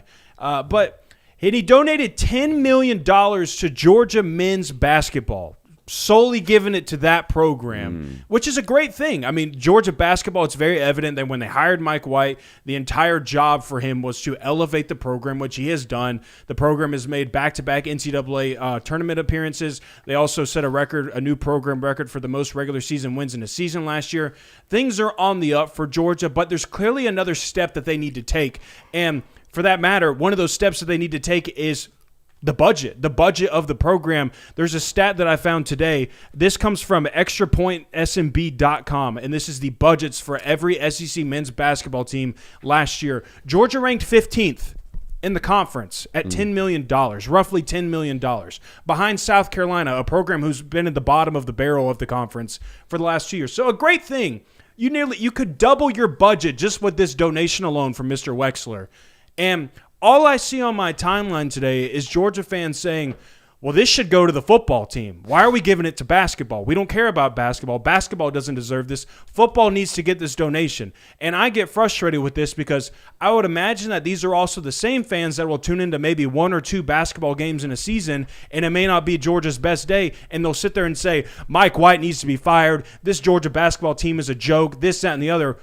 But yet when they're doing things, when they're trying to change that, they're trying to change the narrative around Georgia basketball, and someone is trying to help do that by donating money, something that plays a massive role in college sports now. It's met with, well, that should just go to the football team. We don't care about any of this. And by the way, from my understanding and my knowledge, it's not like Mike White swindled this money out of this cat. It's not like he walked into the athletic administration department and said, hey, I have $10 million here. And then Mike White was like, hey, that's mine. It's not the football team, it's mine. No, this guy has obviously seen what Mike White has done in the last, 3 seasons? Been here 3 years? The last 3 years, and said, I want to give some of my money to that. Why is that a bad thing? Yeah. That's good on Mike White. Like, he has created, I feel the same exact way when high school players want to transfer to a really good football program because the football program's good. Like, I'm not going to punish a kid or a football program anywhere or a program anywhere that has become something attractive. That's crazy to me. Why would you ever punish that? Mike White has created something that is attractive to a former Georgia person, an alumnus, who now has a lot of money, and he wants to give it to Georgia basketball. So why run to your timeline and say, oh, that $10 million needs to go directly to football? No. And he earned it. This is coming at a time, guys, where Georgia could be a strong force in 3 major sports. The 3 major sports. The baseball team is on fire right now. Football continues to do their thing. And now men's basketball, not to belittle women's basketball at all, but men's basketball now has an opportunity to continue to elevate this thing even further than where it's been. Mind you, they've been doing it with the 15th ranked budget in the conference. Like, how could you possibly turn a $10 million donation, again, a record-setting donation at the university, into a bad thing? And by the way, Georgia fans, and we've seen honest ones in chat, most Georgia fans on Twitter for Georgia basketball will immediately come for you if you say they don't really care about basketball. They're not a loyal fan base. They check in when the team's good. I got told to shut up, never be here again. If you correct anything about Georgia basketball, a lot of those fans will come at you. But like you're right, as soon as a $10 million donation comes to that program, it's why is this going here? We care so much about basketball, but I don't know. After the 24th season, my sentiment in basketball was this guy just made a college basketball tournament for the first time that I've ever covered, and it's not enough. You guys went from I don't care about basketball. This was my sentiment. I got told to shut the hell up. You went from I don't care about basketball immediately to getting blown out in the first round is embarrassing. We got to get rid of this guy. He's terrible. And there was no in between. There was no growth period allowed in expectations. We went from we don't care to we better compete at the highest level to that $10 million better go to basketball football. Which one is it? Which one is it? Is it like we only care about basketball when we get embarrassed and now it's not good enough, or we don't care enough to give it $10 million? Which one is it? You can't have both, you know? And I understand the sentiment that most Georgia fans care about football more than they do basketball. I'm one of those people. Look, I love basketball. I'm a diehard basketball fan. That's what I did my entire life. I love Georgia football more than I do Georgia basketball, but that's not the point of this. It's not about what you like more. It's the fact that an area where it was needed, somewhere where it obviously needed some help, someone stepped up to the plate and not only offered some help, but gave the biggest amount of help that you could possibly ask for. All right. I appreciate the anger and the hostility towards that. I thought that's where you were going to go when I saw your eyes. It's like, oh, here we go. Yeah, man. Anonymous quotes. People be talking that mess. Yes. You give them anonymity. The dogs were talked about plenty. Anemone. Shout out Nemo. What up? Dogs were talked about plenty in this anonymous quote article that we read from They the talking Athletic dogs? early in the National Hour. Yes. One of the quotes, and it's kind of I don't want to say negative outlook on the program, but one that I feel like Kirby Smart himself has been talking about. Here's the first quote. Do they still have the depth that they had in 2020? I think the answer to that is no. Those backups or third-string guys are playing for Missouri or Georgia Tech. I don't know that their process is the same. I don't know that their depth is the same. Are those elite programs getting better? Probably not. They have a thinner margin for error. So Kirby Smart himself has basically said that, yeah, we're not as deep as we were 5 years It's ago. just kind of stating the obvious. I mean, common this sense. quote might have come from Kirby Smart himself, honestly. Yeah. Facts. So another quote is, they'll look really similar to how they looked this past year. I think they'll be a playoff team, but I don't think that they're an SEC elite team like the ones you saw in the early 2020s. What they seek to be offensively is, quote, don't blow the game, let's run the ball, let's let the quarterback get in rhythm. And then their confidence in Gunnar Stockton throwing the ball will determine how aggressive they are. Yeah, like I don't understand why this. How long is it going to be? Well, it's not like 2020. We're 6 years removed from that.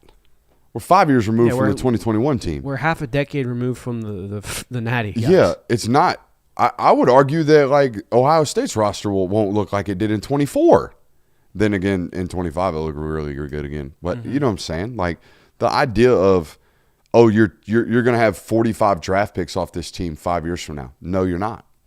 Not anymore. Probably not. You can't afford it. No, but also, like, I don't think it's a problem to compare teams to the absolute pinnacle of yours. Like, Clemson gets this. Clemson gets it's not like 2018 anymore, and 2018's pushing a decade at this point. Yeah. So I don't dislike the comparison to that, but find me any program that has gotten deeper or more detailed in the last 5 years. Find me any program that looks like Georgia's 2021 roster on paper right now. Yeah. So It costs $70 million.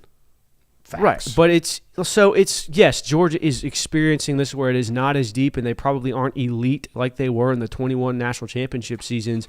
But this is not something that is unique to Georgia football. This is something that the entire sport is experiencing, where if you have good players that are on the bench, they typically don't stick around and wait for their turn to start. They go get pay raises and play elsewhere. And the bigger thing about, because I see chats talking about 5 first-round picks on defense not happening ever again, that potentially could still happen in this current format. There's a way where a defense could have 5 first-round picks that year on the same side of the ball. What's not going to happen is the entire defense going to the NFL and the twos past that end up being first-round picks in the NFL draft. Those types of things are not going to happen anymore. It's all about, the first layer of that defense was phenomenal, but the second layer of that defense was not just as good, but they were really good. They would have been the best defense, like second best defense maybe in college football at that time. Yeah, so I think that like these quotes are kind of like, they're not wrong, but the context that they are providing doesn't do service to that. Like these quotes make it seem like the entire Georgia program is eroding, when the reality is that every team in this sport is losing talent at exponential numbers. Like, this is not unique to Georgia. This is not where 5 years ago you look at Clemson and go, man, they are not what they were 3 to 4 years ago under Dabo Swinney. This is every program has changed. Every program has thinned out talent-wise. Some programs have gotten better. Yes, the Indianas of the world, the Miamis of the world, where they can buy the certain amounts of talent and you can spread it out evenly. That has benefited them. But the means have gotten thinner. The margins have gotten thinner, which is what they talked about in this chat. So I agree, but it's also the context I feel like is poorly done. Any more? Those are all the quotes. That is. Those are all the quotes for the Georgia Bulldogs. All right. So I was told today by somebody inside the Georgia's building, there's a football player you have to watch. Jonathan, what's his name again? Not Kennedy Jackson, the other one. It's Taye. Let me pull it over. Not Taye Harris. No, it is. Oh, it's Eric Walden Jr., but it's Taye Walden Jr. Taye Walden Jr. Now, where is Taye from, John? This is a wide receiver out of Collierville, Tennessee. Sorry, guys, if I butchered that. From Tennessee. Tennessee. Probably Collierville, if I had to guess. All right, let's go to the board and watch this. Let's do it. This is a wide receiver we're about to watch. Yes. But you told me Dante went to see him. Yes, and there's a Dante picture Williams, he posted on his Twitter corners profile coach. of him and Dante Williams. We got a height. Well, don't give me a height. Wait, let's guess it off the tape here in a second. He's down here on the bottom. Yep. All right. Oh, my. This will be cribbed. Oh, boy. So we're 6'3", 205. No. We're 6 foot. That guy's 6'5". Probably like maybe 6'1", 205, Jonathan. What are we listed at? He is listed at 6'2.5", 165. All right, so, oh, my God. We're about to see some DB tape. Pick. Give me that. Back to the crib. Did you say 165? That's what he's listed I thought at we were here. way thicker than this. That on might be tape. your worst miss ever. Yeah, no doubt. We're 40 pounds off. We are twitched the hell up. Nuh-uh. What? He runs like George Pickens. What on earth? The contact balance right here is bonkers. That's one. Oh, my God. Well, Timmy needs to learn to wrap up and not just stick your shoulder pad in someone's back if you're coming a middle from field. Sequoia legend, Christian Kirby. What in the world? What are all these shots tonight? I don't know. You guys are a little too chubby, so maybe that's what's going on. Oh, we're one-handed in that on the way back. That's kind of saucy. What's he got the hand warmer on for? It might get cold in the late season at Tennessee. Just for the drip? Ooh, oh, I thought we were going to stay up and score there. That would have been crazy.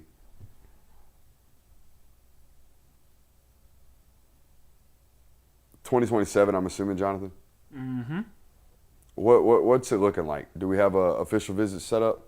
Looks like we have visits set to Clemson, Georgia, Oregon, and Florida State.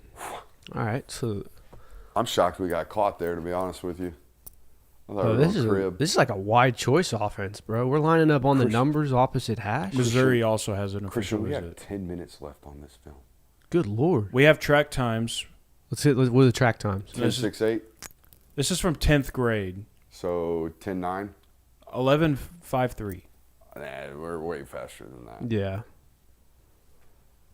Oh, I'm here's way off here's, on this guy. I need to start watching more tape. Ooh, that's good hip sinkage right there. I see why Dante was speaking with this Yeah, gentleman. we're probably a corner at 6'2.5". 165 pounds? That can't be right.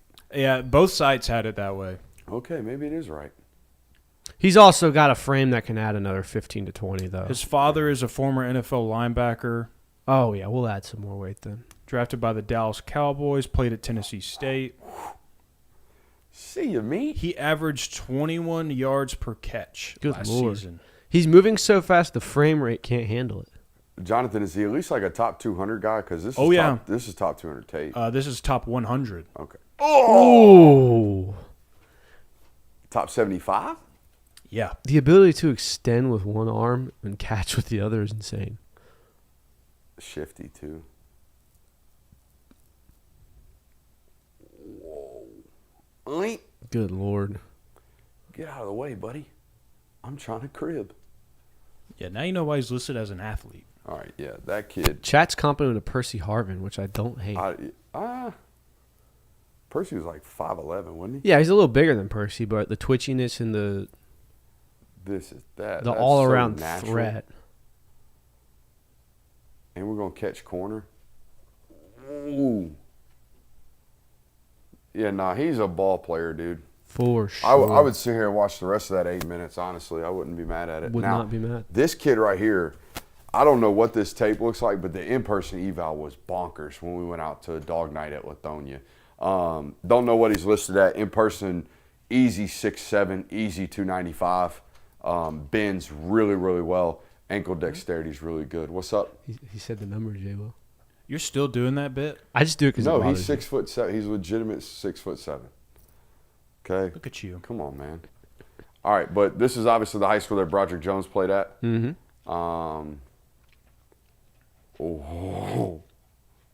I bet he dumped that kid and got a hold. See what I'm talking about with how low he plays, guys? Yeah. These Pad first level's two very clips, low. this is a very large, tall, long human being. But we play with good ankle flexion. We bend at the knees, not at the hips. Okay? Mm-hmm. Look how long those arms are, Good guys. Lord. Look at those. Did you already give a height and weight guess? Yeah, 6'7", 295. It's 6'6", 297. Yeah. Way to redeem yourself. Thank you, buddy. Which I know you've But, seen it in Yeah, person. I've laid eyes. I know you've seen it in person. Yeah, I've laid eyes. It's definitely a road grader. This is Kennedy Jackson chat. Lithonia High School, don't know where the OVs are. When I was there, we were in LSU gloves, and we had Florida towels, and I know we're OV into Georgia.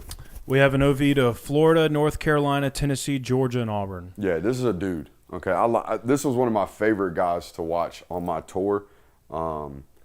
Plays with a level of aggression that all these other – there's a lot of these 6'7" plus offensive tackles in this state this year, and I'm not going to say – I dislike a lot of them, okay?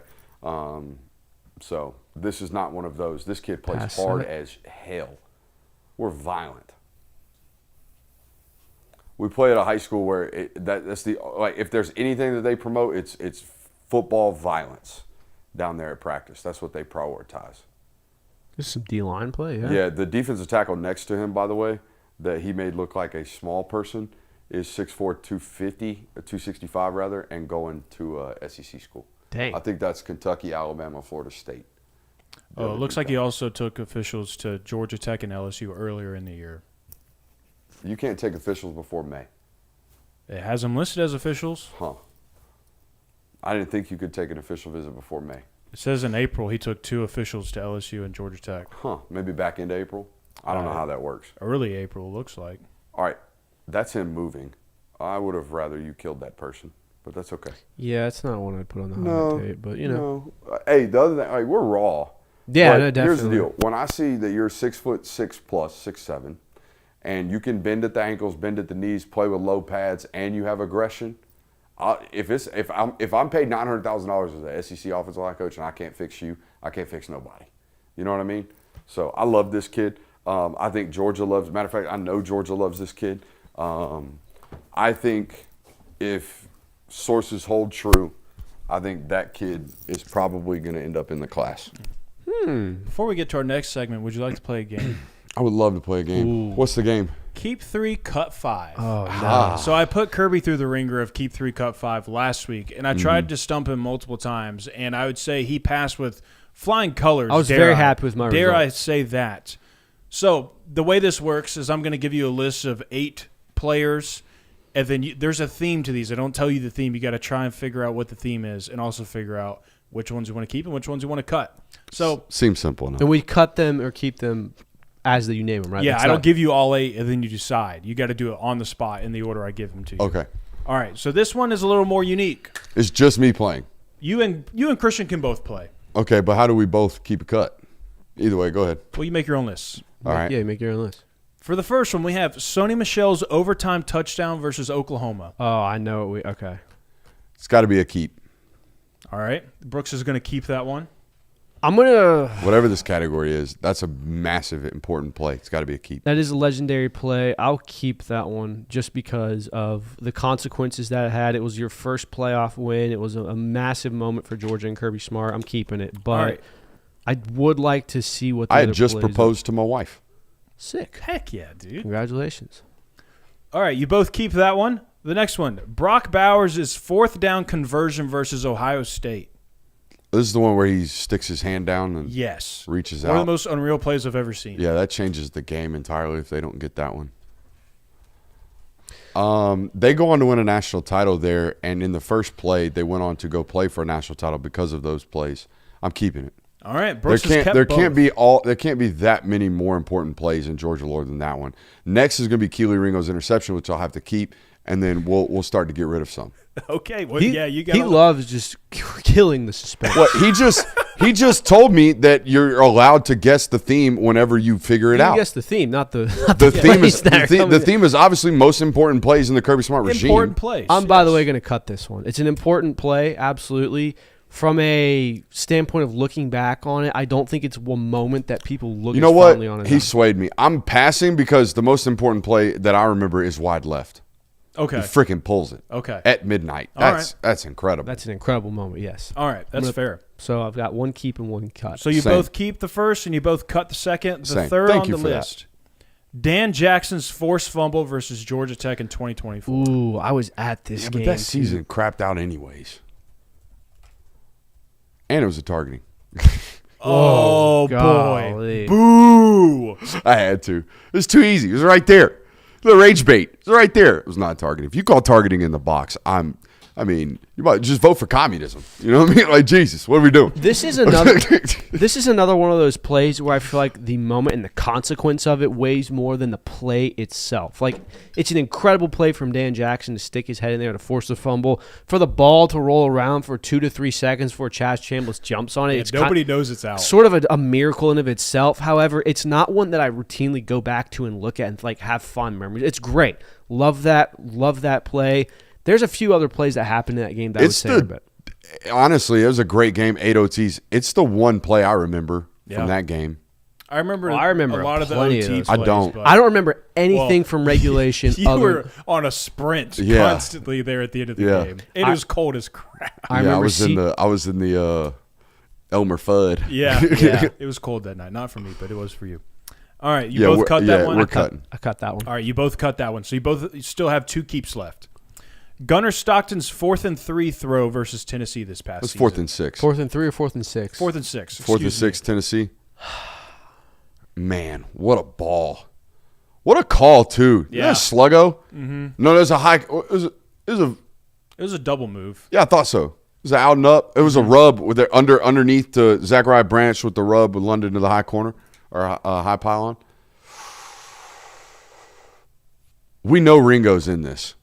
We know Ringo's pick. We is in hope this. Ringo's in this. That's the thing. I You're mean, at the better be. mercy of the person making this list. Oh, so we're subject to his idiocracies. No, it's not. It's not rankings. Okay.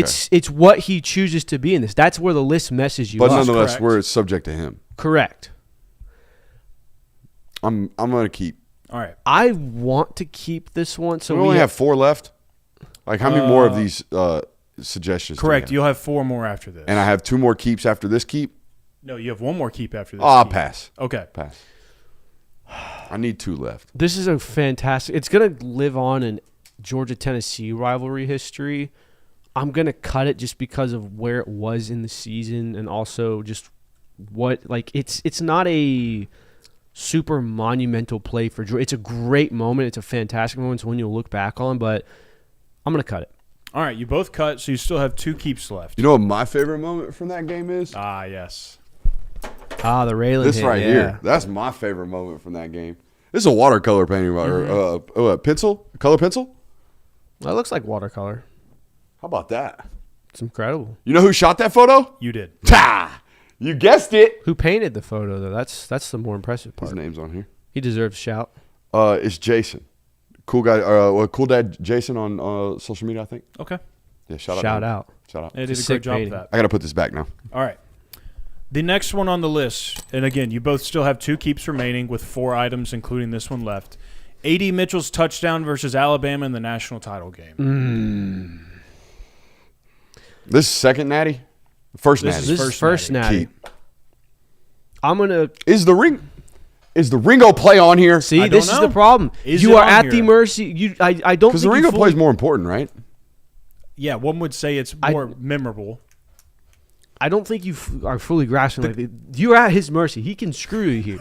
You have to play safe. Wouldn't be the first time, Kirby.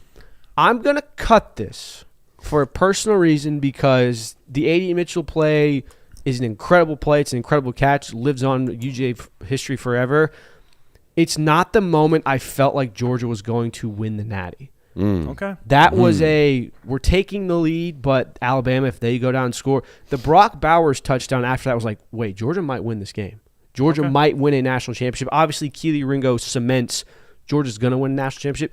The A.D. Mitchell catch is like the first step on the upward climb of Georgia's going to win a national championship. All right, I got one keep left, 3 options. So you kept Kirby cut. So Kirby has two keeps remaining, and you have 1 remaining. Brooks with 3 of them left. The next one, Christopher Smith's pick 6 versus Clemson in 2021. The catalyst of it all, one might say. This guy and is one of my guys. Yeah. Christopher Smith was like an OG my guy. And this is a bona fide Chris Smith play. Oh, it's a ball player's play. Mm-hmm. This is I noticed 2x2 double slants off the RPO. Mm-hmm. I'm going to take a key step pre-snap, drive down when I see belly in the ball, the belly, the back, and then pick it and take it back. I'm passing. All right, Brooks is passing. This is the first game I watched as a student at the University of Georgia. I remember watching it. It was such a crappy game, too. It ultimately was. It ultimately was not a good game. I remember watching this game, and when that play happens, the large congregation of people I was watching it with went absolutely insane. They were throwing beer everywhere. It was the first real college experience I had. And by the way, it's the only exciting play that really happened in this other than the 7 sacks. It's the most exciting play that happened in this game. It is kind of what kicked off that 21 defense being so damn good. I'm keeping this one. I'm passing on this, but had you gotten me with the Chris Smith return field goal against LSU, I might have gotten you. All right. So you both have 1 keep remaining.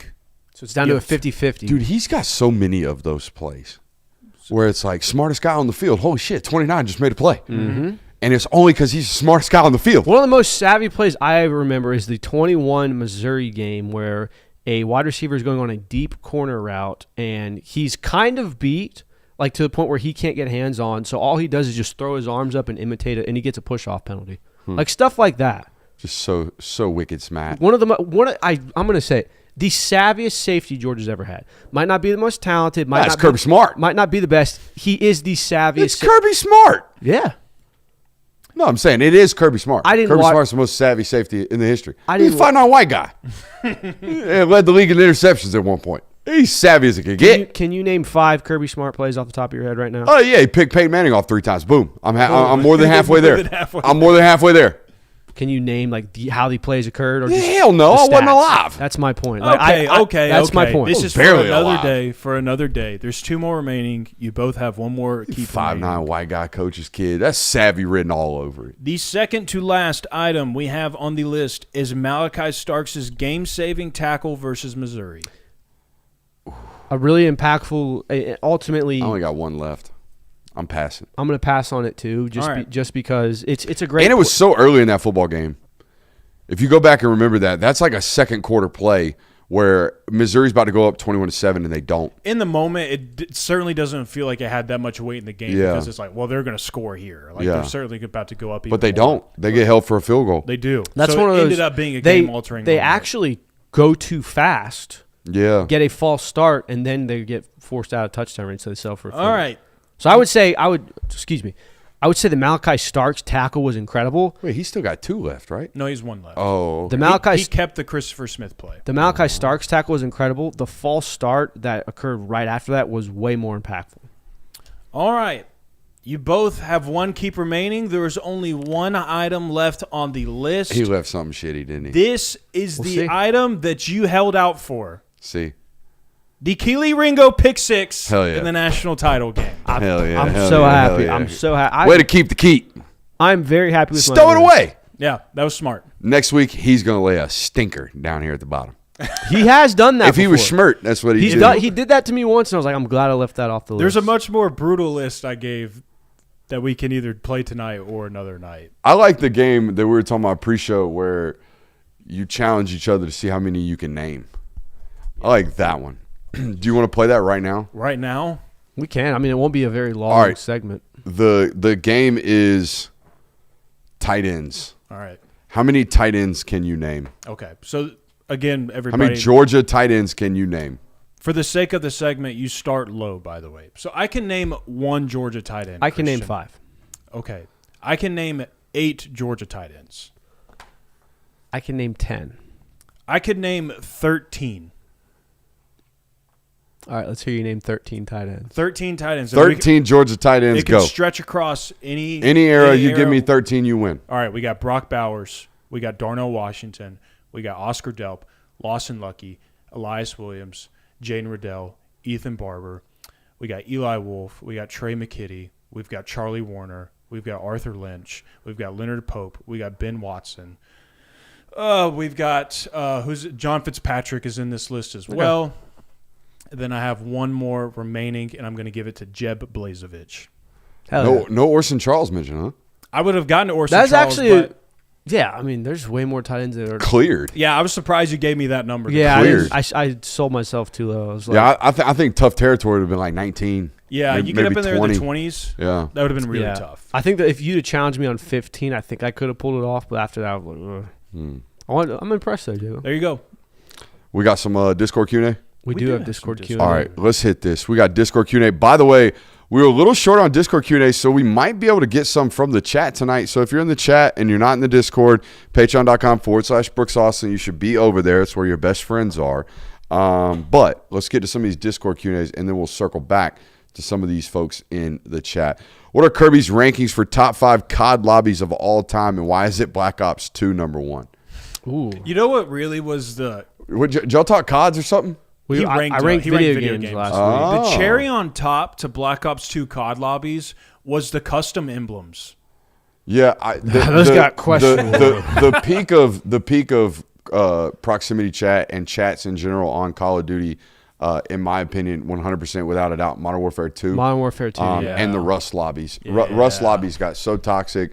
1v1 me was like the number one thing said in my house. Bet you won't. My clan tag was 1v1 ? Like that was OG chat right there. Yeah, I think that thing was primo. Modern Warfare 2 certainly. That was clears. Like the launching point. I went back and replayed it a couple years ago. It was, still holds. Yeah, still holds. You can't play it anymore. Wait, though. Rust came back on something.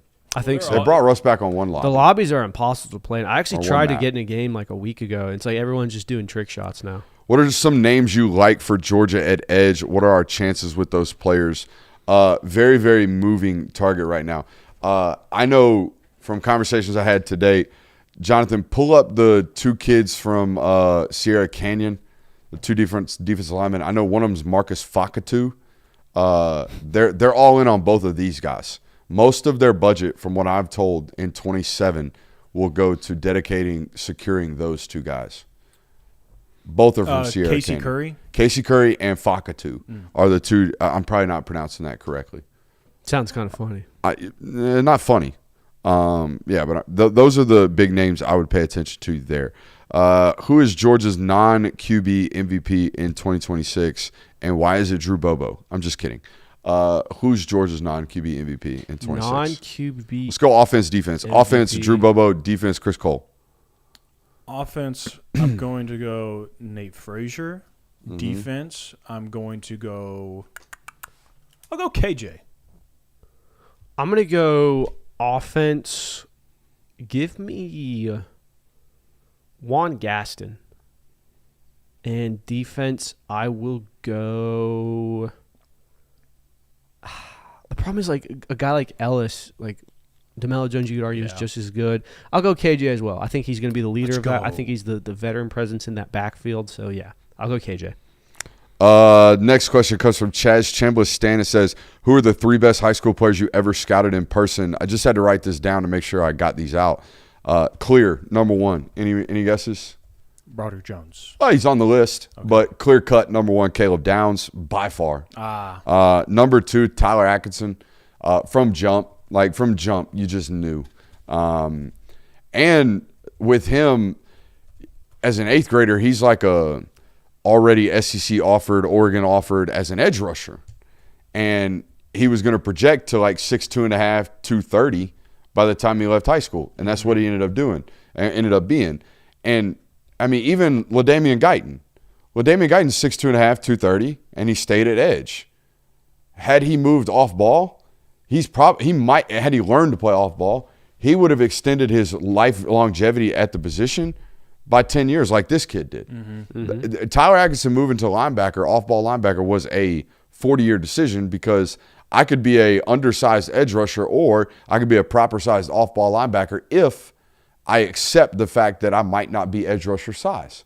And so what did he do? Became an off-ball linebacker, and I think he had 500 career tackles in high school. Like the kid was unbelievable from the jump, and if you ever talk to him, he's even more unbelievable of a person, it seems like. So, yeah, him. And then Broderick was the other one. I've never seen a human move like Broderick up until that point.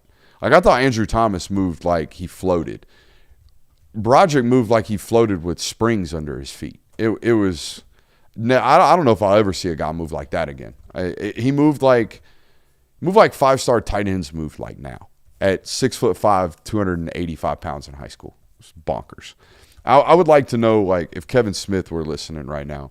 He was the guy that trained Broderick, and Kevin trains all the guys here in Atlanta now. I would love to know if anybody's ever touched him from an ability standpoint, because I would argue no. Like, he was there with a 4-star that ended up going to Florida that year, and Broderick made that kid look like, so you're going to play D2 ball, right? You know what I mean? Tough. No, you ended up going to Florida. Y'all's favorite recruiting class under Smart. This is a better question for you guys. 17. 17's a really memorable one. That's the Swift, Thomas, Jake Fromm, Isaiah Wilson, Richard LeCount. It was a really good one. Yeah, that's tough to beat. Yeah, that one's tough to. I don't typically associate players with classes though. Yeah, I associate them with teams. See, I didn't lay eyes on Amarius Mims in high school, but I would imagine that would have been an easy one. Yeah, probably my guy. But I didn't drive down to Blackley. I wasn't doing it like or a this wife yet. scout. A wife scout. Wife scout for sure. I'd either go to 2017 or 2021. I like the 2021 class just for the sake of that. Is that Brock Vandegrift? That was COVID year, and it was the year where they were just like, let's take a bunch of in-state kids. Brock Vandegrift, Amarius Mims, David Daniel. That's that class. 2019 probably sticks out the most because, like, you look back at, you're like, oh, these guys developed into the players that won you a national championship. So, what have recruits told you about how NIL factors into their decision? First and foremost, I couldn't tell you the last time I sat down and tried to get intel out of a kid about his recruitment, and this is exactly why. Because he can tell me all he wants about relationships. He can tell me all he wants about proximity to home or what he's looking for in a school, and it don't matter because this is what matters everywhere. It's like, and Georgia's I think Kirby even alluded to this lately. He's like, all I care about is if it's at least 50-50. If 50% of the conversations, at least, bare minimum, are about football and about fit and are about relationship, and then the other 50% is business, I'm okay with that. But if at any point it becomes more about business than ball, you're not for me. And I think that's kind of where I'm at with kids too. When I go talk, and honestly, again, like I don't even talk to kids about this stuff anymore because it's all such a moving target. Like never mind. It is what it is. So H Jacket 68 says if UGA is going to spend this year based on what you said, okay, we're out here asking questions about nugs on public. Can't be doing that. Yeah, can't be doing that. That's on me. Unfortunately. I should have stopped reading that. H-Jack, I'll try to answer that before the night's end in Discord because I don't need to be saying that publicly. Top 10 favorite recruits to scout over the years. Way too deep of a pull right there for me to off top of the head. Those are 3 of them. Cedric Van Pran is 4. These high school Kristen scouts Miller is 5. I'm getting into relationships at this point. Ashton Daniels was fun as hell to scout coming out of Buford. Yeah, I'm good there. I've had some dynamite takes that I love looking back, but I can't expose those. Top 3 players you would plug and play on UGA next year if you could pick from anyone in college football. Off rip, guaranteed Jeremiah Smith. Bring on down.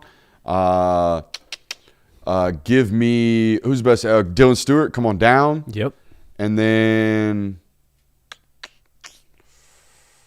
Colin Simmons. I'll take them both. Just give me both of those, and we'll figure out what to do with Gabe and Quintavious. But just give me both of those guys. Yeah, I mean, and Jeremiah Smith. Hard to argue against. And we're going to against any of them. I mean, those are positions. We're going to Natty. Yeah. How would you get a ball off? I don't know. It's a great question. Colin Simmons and Dylan Stewart. Better movie quarterback, Jonathan Moxon or Willie Beeman? Willie Beeman, for sure. This is Any Given Sunday, by the way. Mm-hmm. Jonathan Mox was the Saturday, the Texas high school football movie. Oh, no, that's Shane Falco. Varsity Blues? Varsity Blues, yeah. That's him. Willie Beeman is By the way, better, yes. Mox looked like shit throwing a football. Awful. The actor, terrible at it. Jamie Foxx looked like he could play some ball. Mm-hmm. So that's why I'm there. And Willie Beeman was the move, you know? Mm-hmm. I mean, he looked – how could you not? I know the old head, the lefty that was in the baseball movies all those years in that movie was like the old veteran quarterback, but Willie Beeman was balling. Who's the best movie quarterback, though? Shane Falco could spin it. Shane Falco's good. Shane Falco could spin it, but that was old school, like linear quarterbacking. You look a little stiff, but You won't like my answer. Willie Beeman's good at it. Are you Adam Sandler longest yard than me? No, I know where he's going. Who? Joe Kingman, dude. Who's Joe Kingman? The Rock. The Rock from the place. you're The Game Plan. The Game Plan, baby. Plan. He was elite. I thought he was better than the Tooth Fairy wearing tights. If you could pick one of the boys to be your emergency contact, who are you choosing and why? Interesting. Now, this is because I use him this way anyways. It's Jonathan. He also And look, lives closer. It lives closer, and like, no offense, and I don't know what this is, probably because he's been around longer, but when news breaks and neither of you are answering text messages, I also think it's because I don't mind bothering you at all. Like, I called you at 8:30 the other day, and you heard the wife in the background go, he might be sleeping. And I said, if his ass is sleeping, you better get up. And tell them what you called me about. It I don't wasn't know. even business. You asked me what's a good breakfast spot. Oh, in yeah, Gainesville. breakfast joint in Gainesville. That's what it was, breakfast joint in Gainesville. So, yes, 100%, I abuse the powers with Jonathan, probably. I wouldn't. Yeah, it's probably fair. In all the years working with him, he's never, ever once complained to me. So maybe I need to give him some truth serum one day via some PBJ beers and be like, hey, dude, do I ever bother you with the fact that I'm relentless on texting you? Does it ever bother you? Life's too short to spend complaining. Okay. Oh, boy. That's my guy right there. Like, how do you like your steak cooked? Medium rare? Medium rare for sure. Wouldn't mind it medium. Like it way close to medium rare than blood, just gut. Like, you know what I mean? Like Flashlight barely cooked it. Yeah. If it's that, I'm sending it back. But if you overcook my steak, I'm okay.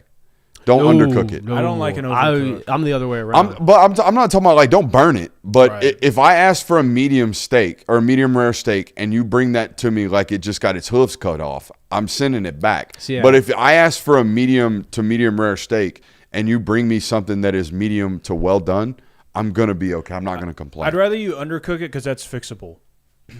Yes. That is Yeah. a very, yes. You can't uncook a steak. I think it's not fixable at all the moment I have to send it back. I'm more like what is more edible.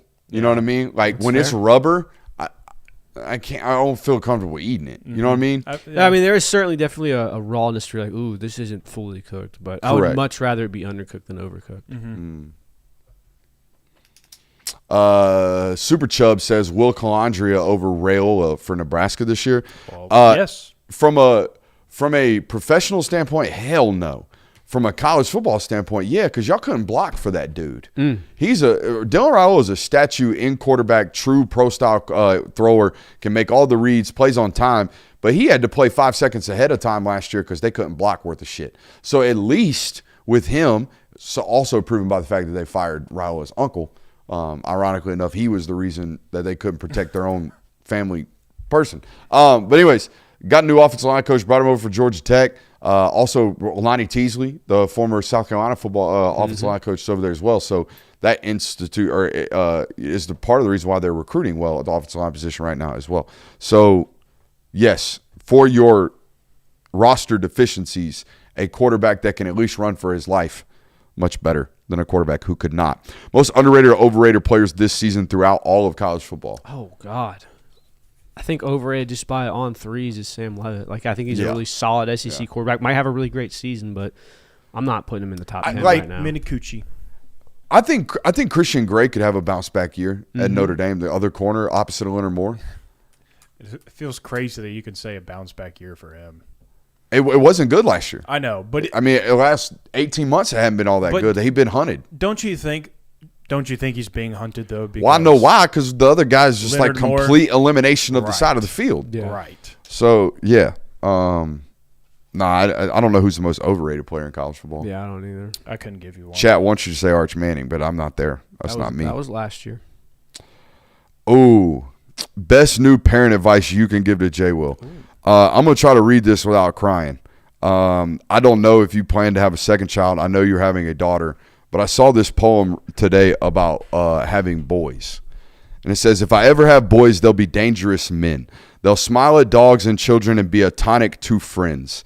They'll send flowers to their mothers just because, and they'll be a shoulder for many when the world is too much. My boys will know that vulnerability is strength.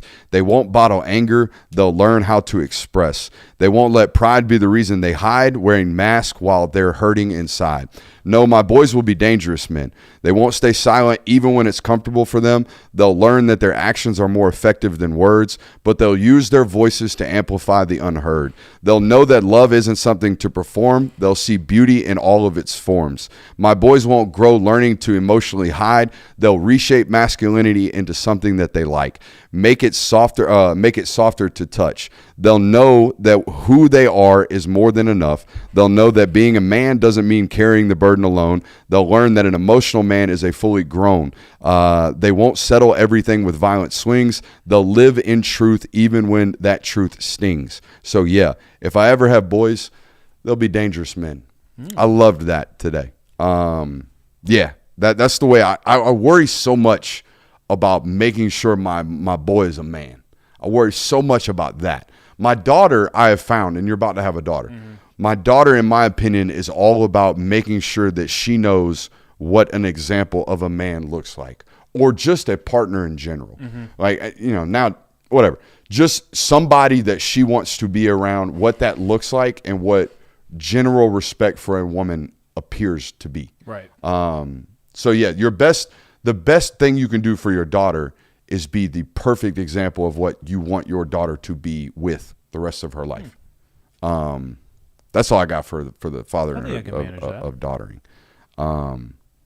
Having daughters to me is so much easier than boys, and I was so much more terrified of having a daughter. Yeah, but that's all about treating or teaching them right from wrong. With a boy, the manhood is so much scarier. Like figuring out how to handle this as a man is so much harder.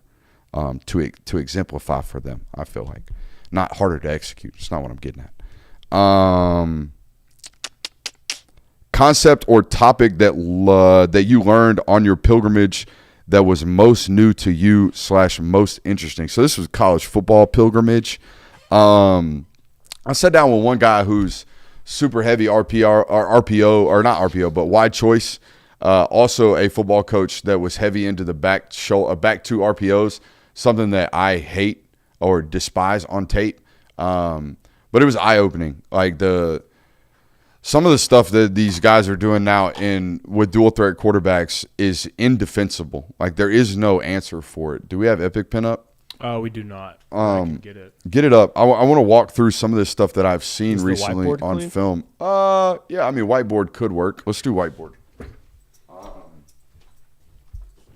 So, yeah, we got a lot of back two RPOs, and what I mean by that is when the quarterback is literally turning his back to the actual reads, and they get really, really hard to kind of see clearly. This is show notes, my bad, and my daughter's drawings. This is who's Yoshi from Mario. It does look That's like Yoshi. Yoshi. My son drew that today. He been going through this kick since we watched Mario at Galaxy, where apparently Yoshi's like Groot. He only says Yoshi. Yeah. Yoshi. And like my son was answering questions saying Yoshi the other day. He's like, hey, son, you want to go play golf? Yoshi. Hell yeah. Thought that was kind of cool. All right, back to RPOs, okay? You can do them in a multitude. I want to talk about the read option game. I think if Georgia implements this, I think everybody who has a mobile quarterback should implement this. All right, normal RPOs, guys, are this way, right? We have inside zone, we read the backside end, right? That's standard read option. All right, so what teams have started to do is actually flip that action, and they have inside zone running this way, all right, and the quarterback's actually reading the backside end. So it's a same side run, okay, meaning the back's on this side. We're going to get an inner mesh point here, and we're running inside zone this way with everybody, all right? And this defensive end gets left in conflict, all right, for a multitude of reasons. One, he's going to see this mesh point and this running back going this way, and he's automatically going to dive in, all right? And the quarterback's reading him. If he keeps it, he just keeps it right off the backside edge here. Now, here's what really makes it difficult, okay? Because since read options have come into college football, defensive end techniques have been taught surf aggressive, all right? And I'll talk about what I mean by that, all right? And you'll see this a lot on film if you pay attention in college football, okay? If you're to the back, meaning you're over here, or actually away from the back, because in college football, all inside zones have been cross-facing, meaning the back's on the right, inside zone's going back to the left. We make this player an attack player, okay? He's got to hold that point really, really strong. All right, and this backside end, if the quarterback's actually a mobile threat, we turn him into what we call a surf player.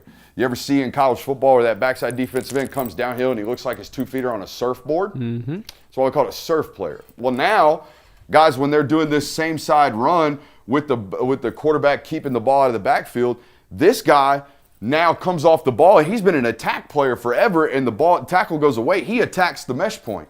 Well, he's wrong because we just kept the football. So what you start seeing midway through the fourth quarter is both these guys end up becoming surf players. They both go, well, I don't know where the read option is coming from. It could come out the front side or the back, so now I have to be a surf player. Well, now my two edge defenders are surf players. They're sitting here flat-footed, widening themselves the entire time. What do you think that does to the inside zone run schemes? Opens it up. It opens up backside B cuts left and right. Okay? I would have guessed this is done because it keeps the mesh point further away. No, what it does... Ends have just become so athletic they can adjust to both. What it does is it jacks you. You have no ability to be right. You cannot be an attack player or a serve player. What you end up being is a foot-flat player. Yeah. And defensive players being flat-footed is death sentences. Mm-hmm. Okay, now the hard part is, how in the hell do we teach this guy to be right on this all the time? Right. Because the ball's in the belly of the back this way, and I've got to look that way to see the mesh point and the read. Okay? Makes it really, really hard. Interesting. All right, that was, to me, one of the things that I'm okay with this. I'm okay with you trying to say, hey, I need the quarterback to peek out of his left ear hole to see this defensive end. What I'm dead to, absolutely dead to, is putting this guy in a read option right here and then having him read the leverage on this corner. You can miss me on that, okay? And I see that shit all the time. Jackson Arnold got pulled for the season because of that right there, okay? Maybe, if we're ball on the right hash into the boundary. Yeah. Maybe. But even that, I feel really, really skeptical about, because now the spaces are condensed. Mm-hmm. If I get deked over there, that's pick six going back the other way. All right, so that to me is one of the more interesting kind of run game concepts that we're getting nowadays with mobile quarterbacks. I think it's going to run roughshod over college football this year. A school that was doing it really, really well this year was Old Dominion, before Wisconsin wanted to pay 7 figures to steal their quarterback. Okay? All right. Those damn Badgers. Does this work against Colin Simmons? No. Because he ain't surf attack. He's to the mesh point, blow your ass up. That's what he does. And he'll just turn the first possession of Vandy on. You'll see what I'm talking about. We're over limit, but I'm going to get to some of these. Y'all see any good ones that had to get hit in the Discord? I had not. Checking through them. What would be your go-to passing concepts to beat cover 3, cover 2, and man? Cover 3, where's it vulnerable, Jonathan? Oh, the flats and the seams. Seams and flats, that a boy. Cover 2, we're going to get into some type of asymmetrical formation, because cover 2 is a symmetrical defense. We're doing the same thing on the left side as we're doing the right side. So I'm going to get into asymmetrical formation, meaning I'm going to be in 3-by-1 or maybe even a 4-by-0 nub set. All right, and then I'm going to run some type of high corner smash concept into that, put the boundary flat defender, being the corner, into massive amounts of conflict. Also, in cover 2, the middle of the field is open. So while I'm running the smash concept into the boundary, I'll be doing something to occupy the middle of the field, because the two safeties are going to split in cover 2. Versus man, you know what I'm doing. I'm rubbing switching all day long against man coverage. If you want to get into it, that's fine. We're crisscrossing left and right. We're going to run against leverage. We're going to rub. We're going to do all that good stuff. So, boom. That's how you attack all of those. You're a college football commissioner, and what you says goes. What are 3 things to improve college football? Not a salary cap, but a luxury tax, I think would be beneficial. I don't want to say, hey, we need to limit the amount of money or the amount of money that college football players can make, which a salary cap would do. Mm-hmm. But I do think there needs to be a luxury tax because Texas can pay what Mississippi State cannot. Hell, Texas can pay what Florida cannot. So if that's the case, if you want to buy your way to a national title, you have to pay a luxury tax. I don't know what that looks like. I don't know how that would look, which leads me to my next one. Number 2, collectively bargained agreements between college athletes and college universities. Don't know how we do that either. Talked about that for years. Number 3, Saturday National Championship. Bang. We good? We're good. Love you guys. Make sure you hit that thumbs up button on your way out. Jonathan, you have the day off tomorrow. Do whatever you want. I got no film for you. All right. Okay? Sounds good. Love you guys. We'll see y'all later.